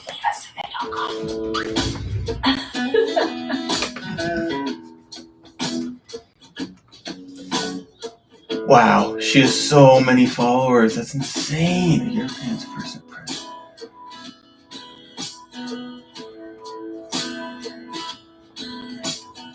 All right, we're gonna try to find. You ready? That was very informative. Drive-throughs. That's a good idea, actually. Hold up, we're gonna rewind. I just really want to highlight our differences because I think that there's a good tension there. So.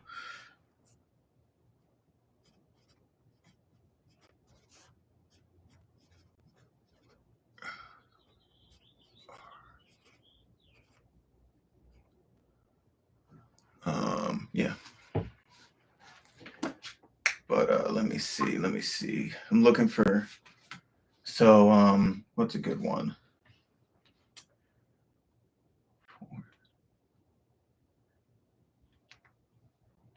Why Americans who can't afford America are moving to the city?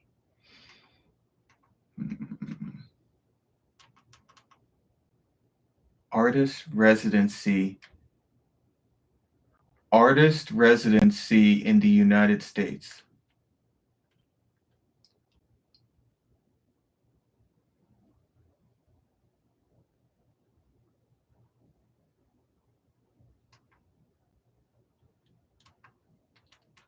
This video is brought to you thanks to the generous support of Artenda, a database presenting a clear and high-quality overview of art opportunities and open calls for artists.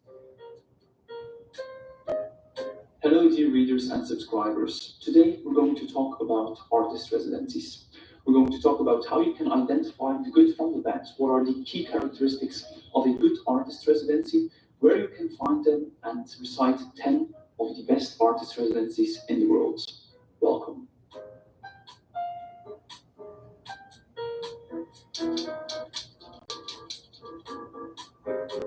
Artist residencies play a crucial role when it comes to developing and supporting promising and emerging artists. However, they come in various shapes and forms. Some of these residencies will make sure that the artist has everything they could possibly need and will also receive a very fair financial compensation. And even in some cases, there is a rather opportunistic business model, similar as pay-to-play galleries, as vanity galleries, where they are actually making money on behalf of the artist. And also, these residencies are most often irrelevant for your career. Generally speaking, the artist residency is defined as an artistic program. This cannot get tipped over again, dude. Artists, most often initiated Can't drop by shit on government this. bodies, non-profit organizations, or private patrons of the arts, providing accommodation and financial support within a specific time frame. Alright, we're gonna see if we can do something groovy with this. Check this out. Artist residencies work on an open call policy, meaning they are open for us to apply to. However, some of them can focus on a specific age group, for instance, artists below 35 years old,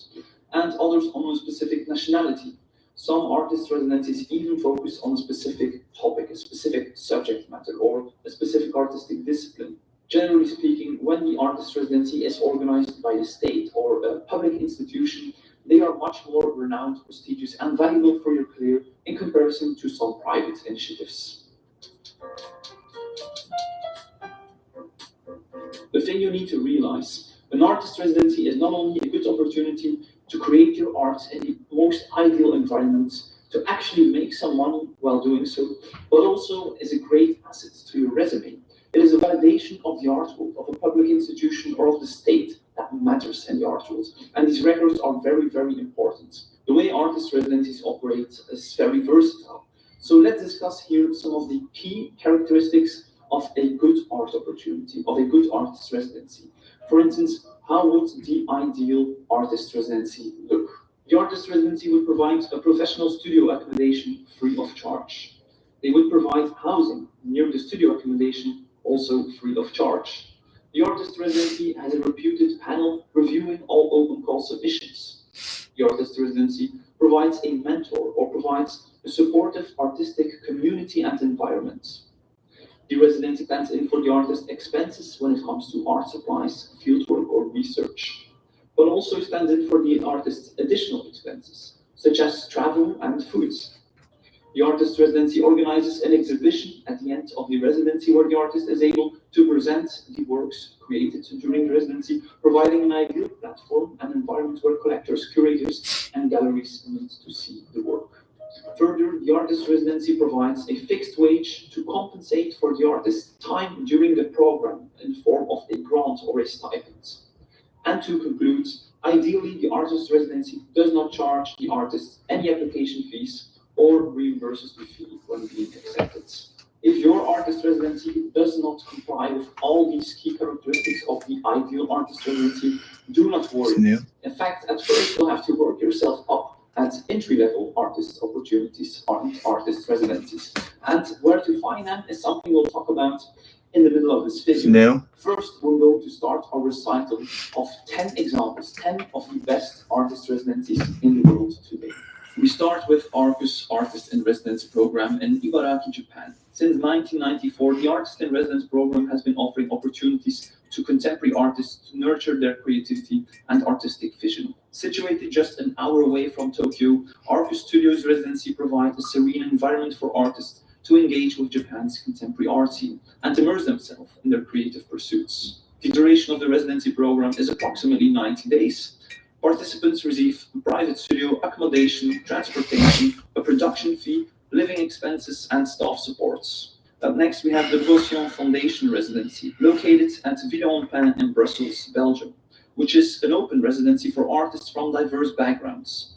The restored former housekeepers building, established in 2010, provides a tranquil setting for artists to develop their artistic practice while being inspired by Open more vibrant windows. environments. The foundation covers travel expenses for international artists, and the duration of the stay typically ranges from 2 to 3 months, depending on the project and facility availability. The International Studio Program at Künstlerhaus Britannien serves as a platform for emerging artists worldwide.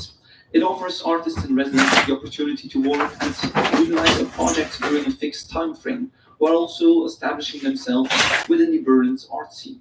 The costs of the residency are covered by international bursaries, which include a monthly stipend for living expenses throughout the residency periods. Typically, residencies last for 12 months, and the artists' projects are exhibited in the galleries of Künstlerhaus Britannien. The DAAD DAT Artists in Berlin program is a highly respected artist in residence initiative. The program is open to internationally acclaimed and outstanding artists from abroad who wish to come to Berlin to pursue their artistic endeavors and collaborate with fellow artists. Age is not a limiting factor. Annually, it invites applications for approximately 20 scholarships, supporting typically year-long stays in Berlin. Next, we have the Ateliers in Amsterdam, the Netherlands. The Ateliers is an artist institute in Amsterdam that primarily caters to emerging artists at the early stages of their professional careers. The program revolves around weekly one-on-one studio conversations with both regular and guest tutors, most of whom are practicing artists themselves. The Ateliers is a small-scale institution with 20 spacious studios situated in a historic studio building in the heart of Amsterdam. Now we're halfway through. Before we can enter one of these prestigious art opportunities, artist residencies, it is advised to first start with some more entry-level artist residencies that are tailored to your personal situation, your personal discipline, location, etc. And the best place to do this is, without any doubt, Artenda.net. In my humble opinion, I have reviewed a couple of these platforms, a couple of these databases, and I believe Artenda does a very good job to not only provide a very good selection, a very filtered selection of good art opportunities in general, but also you can set them, you can tailor them to your personal settings. For instance, your medium, your location, age, etc. And by doing so, you will generate a list of all artist residencies that could be interesting for you. Even more, they can send you an email every 3 weeks with suggestions of certain art opportunities that might be a good fit for you. So in the end, Artenda is doing all the work for you. All you have to do is to apply to them frequently. Please note that Artenda does have a subscription fee. However, the first month is free of charge and is very, very reasonably priced. So definitely worth the money. And throughout the years, But after that, it is not reasonably. This, and there have been some tremendous examples of success artists who simply by applying frequently via this platform and via these opportunities, following these kind of guidelines we set out, that have been successful in applying and actually resulted in gallery exhibitions, museum exhibitions, and some prestigious residencies as well. Now, let's continue our list with 5 more of the best artist residencies in the world.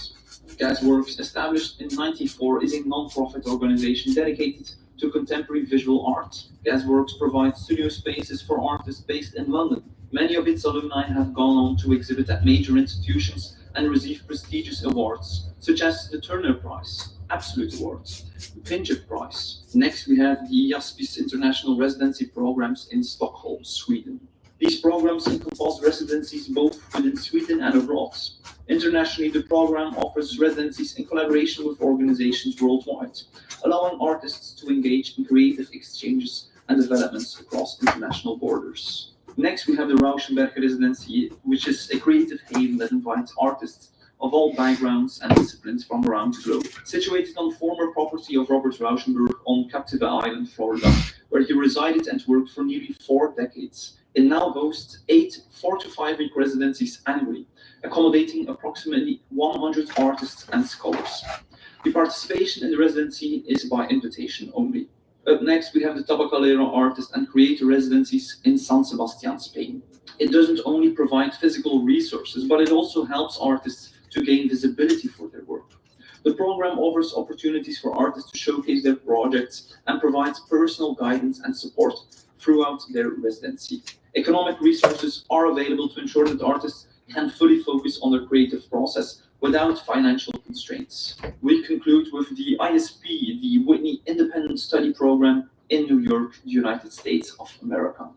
It is a very comprehensive initiative comprising 3 interconnected components: the studio program, critical studies program, and curatorial program. It facilitates ongoing dialogues and debates that delve into the historical, societal, and intellectual contexts of artistic creation. Every single year, a total of 15 students are chosen to participate in the studio program. Thank you so much for tuning in today. If you're interested in finding out how to identify a good art prize or art contest and which ones are the most prestigious, make sure to watch our video on art prizes next. Support us on Patreon and feel free to consider subscribing to stay posted for more contemporary art. Bye.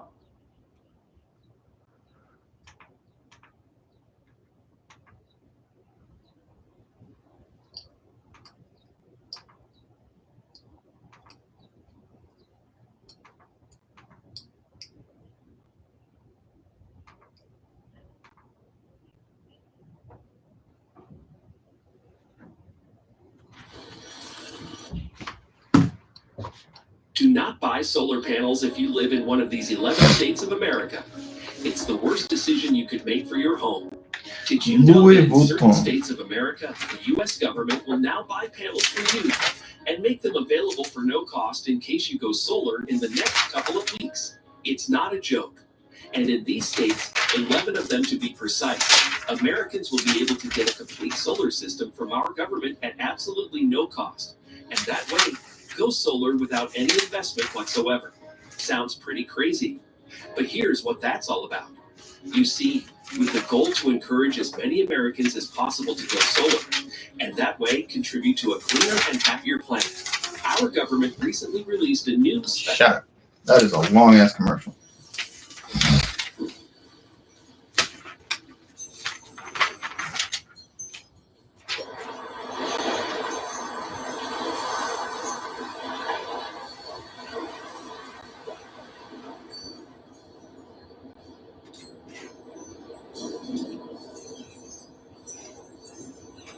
Like they say, home is where the heart is. But when you start traveling and seeing the world, you know how beautiful it is because you start appreciating how different and beautiful other places are.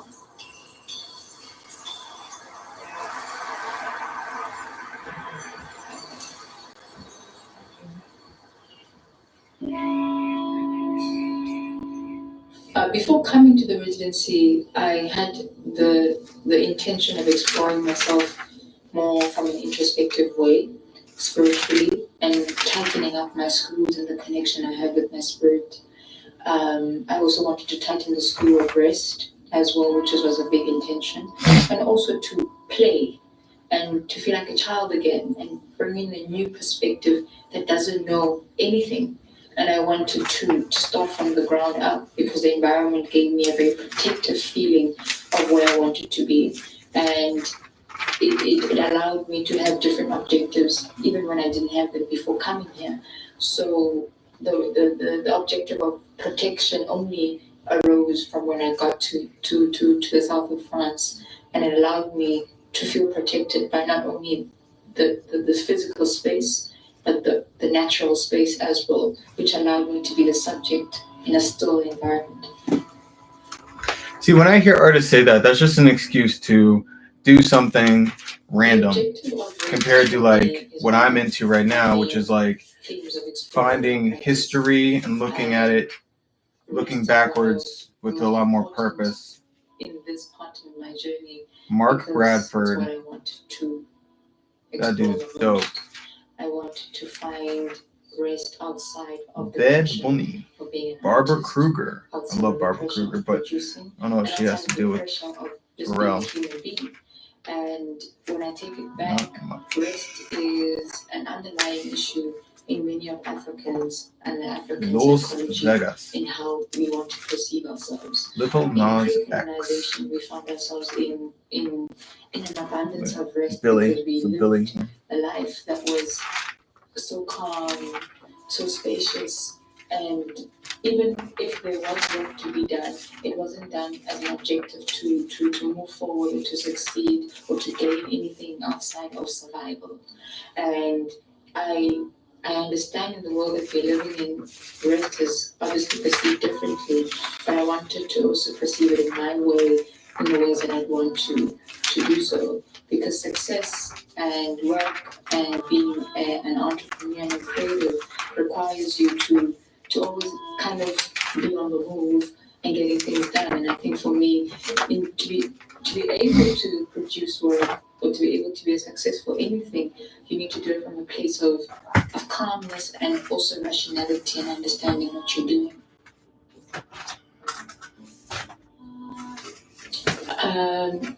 The amount of rest I had before coming here was from the year that I had, which was quite hectic, and it was quite high pressure. So everything had to happen in a very quick way and fast pace, and I wanted to kind of slow that down with the intention of coming to the residency, knowing where I would be situated. And I think the first thing that allowed me to do so was the view of the ocean. And for me, seeing that naturally you don't want to do anything when you're in front of the ocean, and the ocean doesn't want you to do anything. So you kind of met with, are you going to allow the space to carry you, or are you going to carry the space with it? And that's what I wanted to be. I wanted to be a subject. I didn't want to be an object in a place that is temporary in where I'm living. And when I got here, France is very still. The people here are quite still, and the energy here is quite calm. So I wanted to embody that for myself, and that's where the rest came from. So waking up in the morning for me would mean looking at the view, literally just staring at it and doing absolutely nothing about it.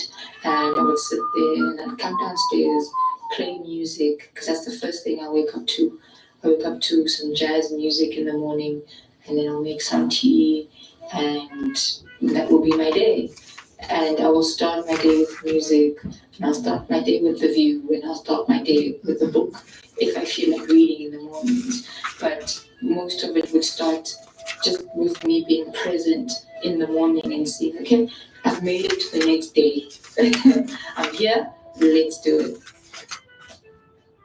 Yeah, but that's easy. You know, that's my butt.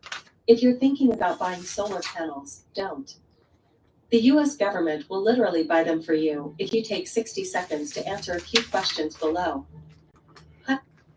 The series that I decided to explore before coming here was called I Was Born Wrapped in a White Blanket. And that series is about protection. It's about how I feel being cocooned in a space. And it's also about exploring the connection between that. Because the meaning of that thing means that in going back home, going back into South Africa, the meaning of being born in a white blanket means that you're gifted spiritually, or you're just a gifted child and you were born lucky. And that's a symbol of the protection that you have from God, ancestors, and your parents. And it also allowed me to experience it and explore it for myself in my journey. And I wanted to feel protected, which I got to do that coming here, and offered me that kind of solace and peace. So where peace is concerned, I was forced to do so. I was kind of forced to come into the space and do exactly that. And I needed to honor what being wrapped in a white blanket meant for me. And I wanted to carry that going forward. And that kind of highlights itself in my work. The colors are a bit more intentional. There's a sense of community in the forms. There's abstraction, there's geometry, there's realism, and there's a play on different expressionist type of ways of working in what I was exploring. And that's the freedom I wanted to explore. Language has become very important in my life because language changes all the time. And we understand each other differently as people. And before coming here, the first thing my brother said to me in dropping me off at the airport was, open your eyes and open your ears. And I remembered that every day being here because number one, I don't understand French. And number two, I don't know where I am, pretty much. So that was a very big part of learning language for me because it goes beyond what you say. It's reading someone's body language. It's reading someone's verbal language, but from an energy that you can identify. And for me, that was very important to start reading people's energies and their intentions in communicating with me, even if we didn't understand each other.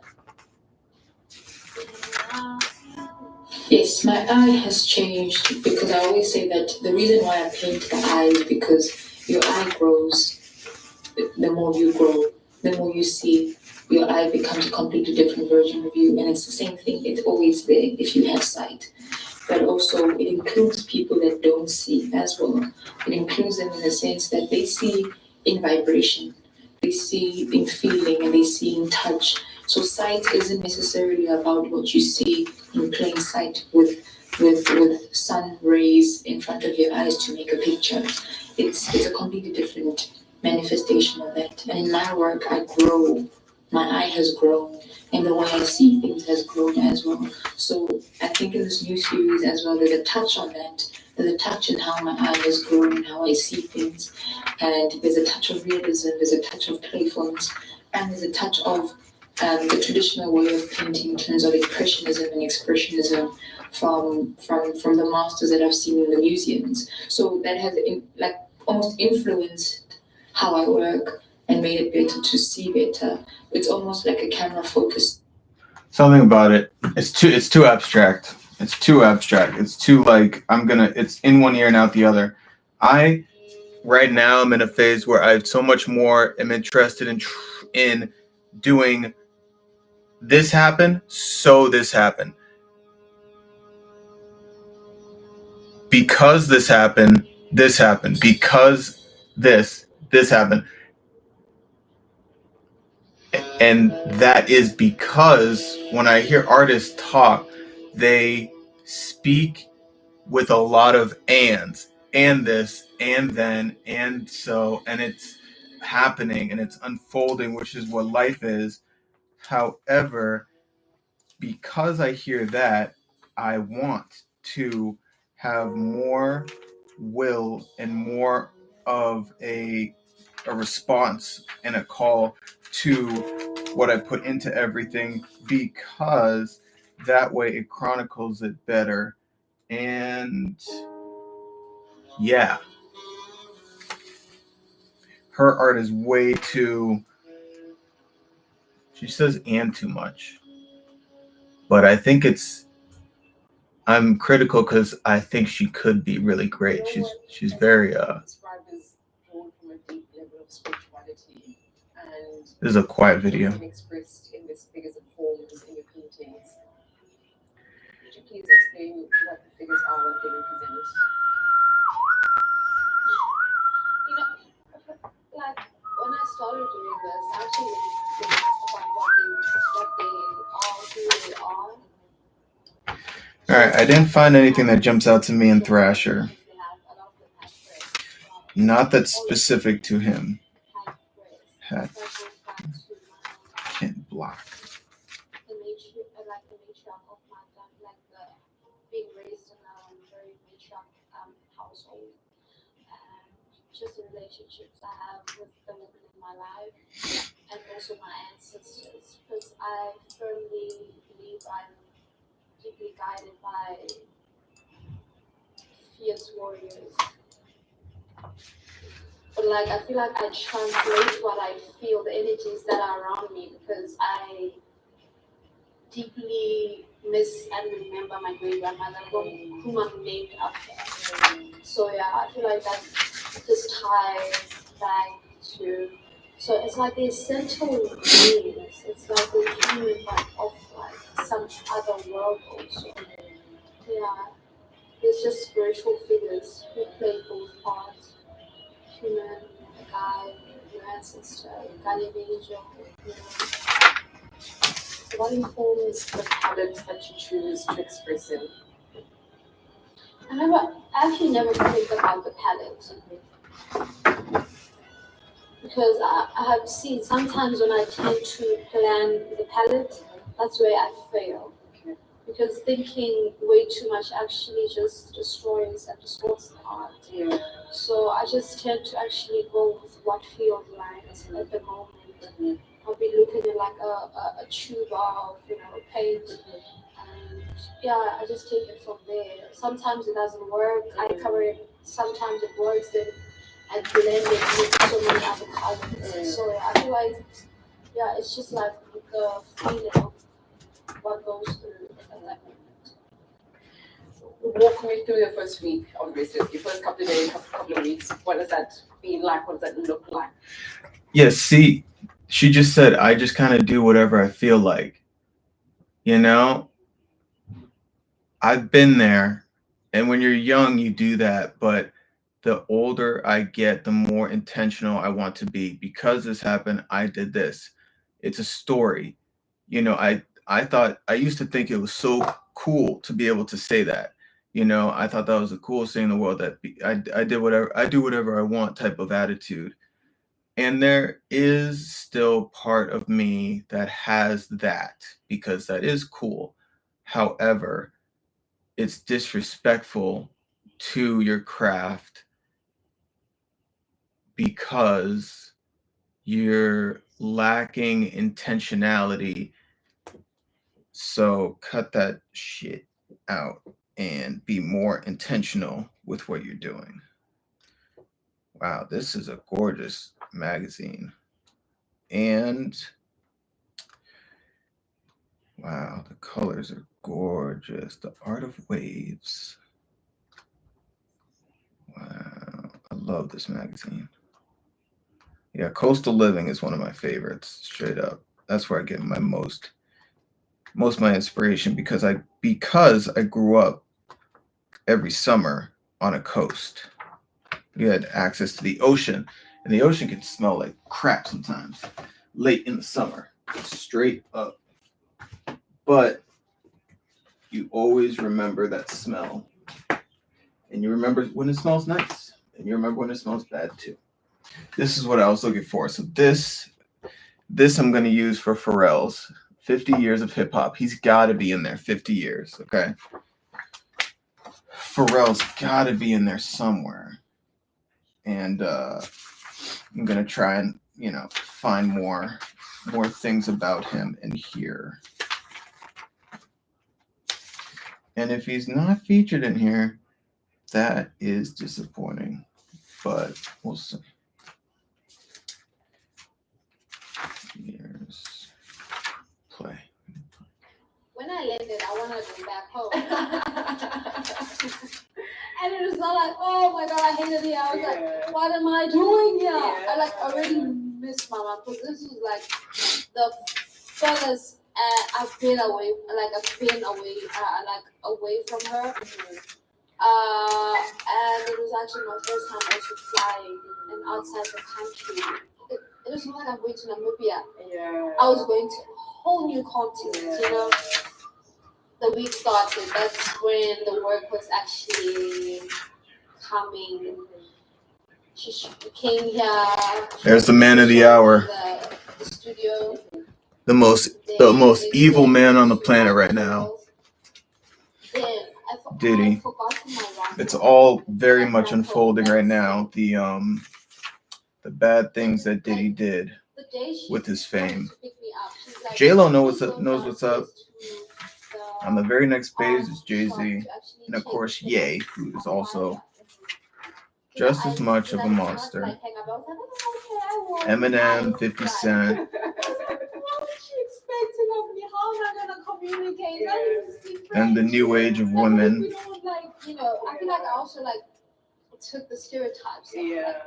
Pharrell does not seem to be featured very much at all. He was like, can you not feature me in this, please? Drake, 21 Savage, all the women artists, K-Dot, we got Kendrick. I was like, no way. I cried for, now I'm walking around here. And Pharrell's in there for 2 seconds, but that's about it. Week was actually hard. I feel like also just And I already cut him out, you can see here. Buy my groceries. Oh my God, it was a mission. That one right there. That was him, and he's that picture is right there. Which I deeply appreciated, and some were like, no. I'm trying to translate here. Please listen to what I'm trying to say. But yeah, the first week was definitely hard. Then we actually had a conversation in the car, and she was actually just like letting me at ease. She was actually terrified that I was having these experiences. Remember, she was like so worried, and like I was like, actually, what am I doing? She spoke about, you know what? Sometimes everything's in our head. You know, everyone's just going through what they're going through. You know, I might be thinking, you thinking of me of how these concepts and conversations I've had, and like, you know, I'm projecting them onto other people. I was like, actually, no. Next day, I went to the beach. I was scared to order ice cream. And I was like, no, let's go.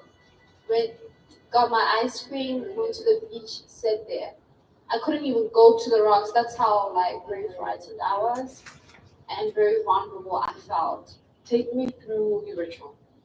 It's prayer. As I enter the studio, it's prayer. As I leave the studio, it's prayer.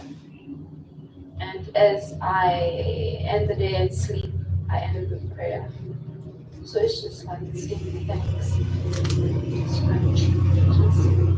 Everything's actually alive for me, even if those days are not the best, but something beautiful is transpiring. And how would you describe your music with your mother? I don't want to say way too much, but she's here right now. Well, I feel like she plays both a mother and a friend, and a sister also, you know. In some ways, she also reminds me of my aunts, you know. She's definitely, with this residency, she's definitely played a big role of being a mother.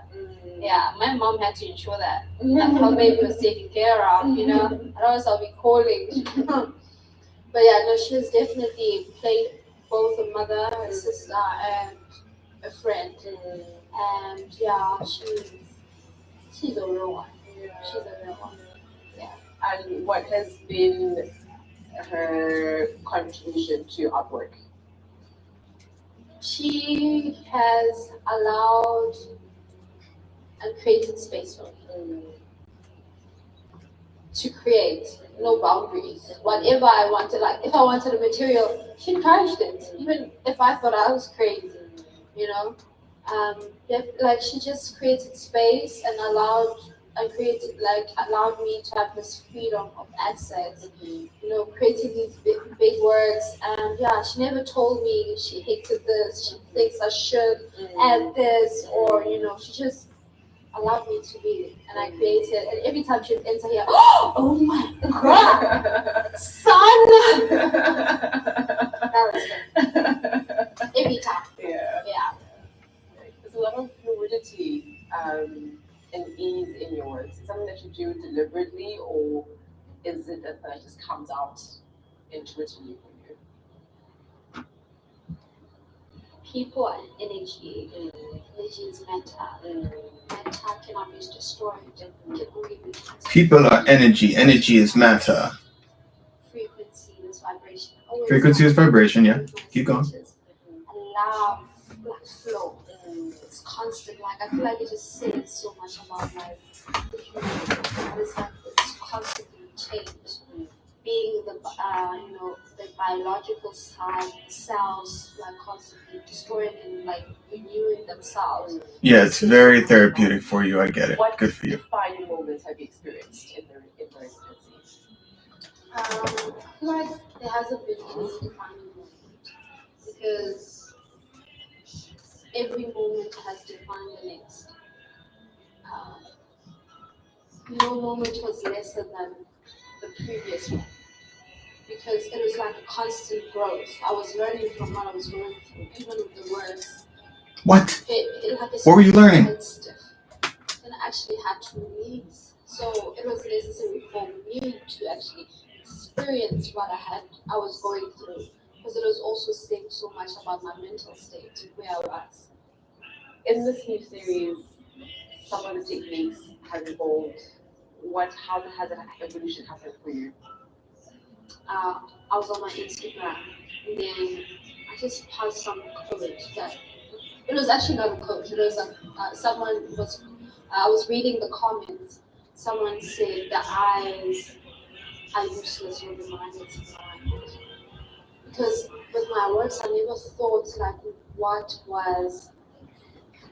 Eyes are useless when the mind is blind. That's dope. They are there. That's a bar. That's a bar. Because like they actually just like they also give so much humanity to the figures. They were there, but like not so visually when you could see the iris and everything. So, that comment actually just took me because I was just thinking about the mental state of our humanity, that we are so very materialistic, very. Materialism. There we go. Now we're talking. How can I actually put this? We are so more. All right, we're going to end this because it's been going on for 2 hours. Reminder, spring sale, everything must go. This is for sale.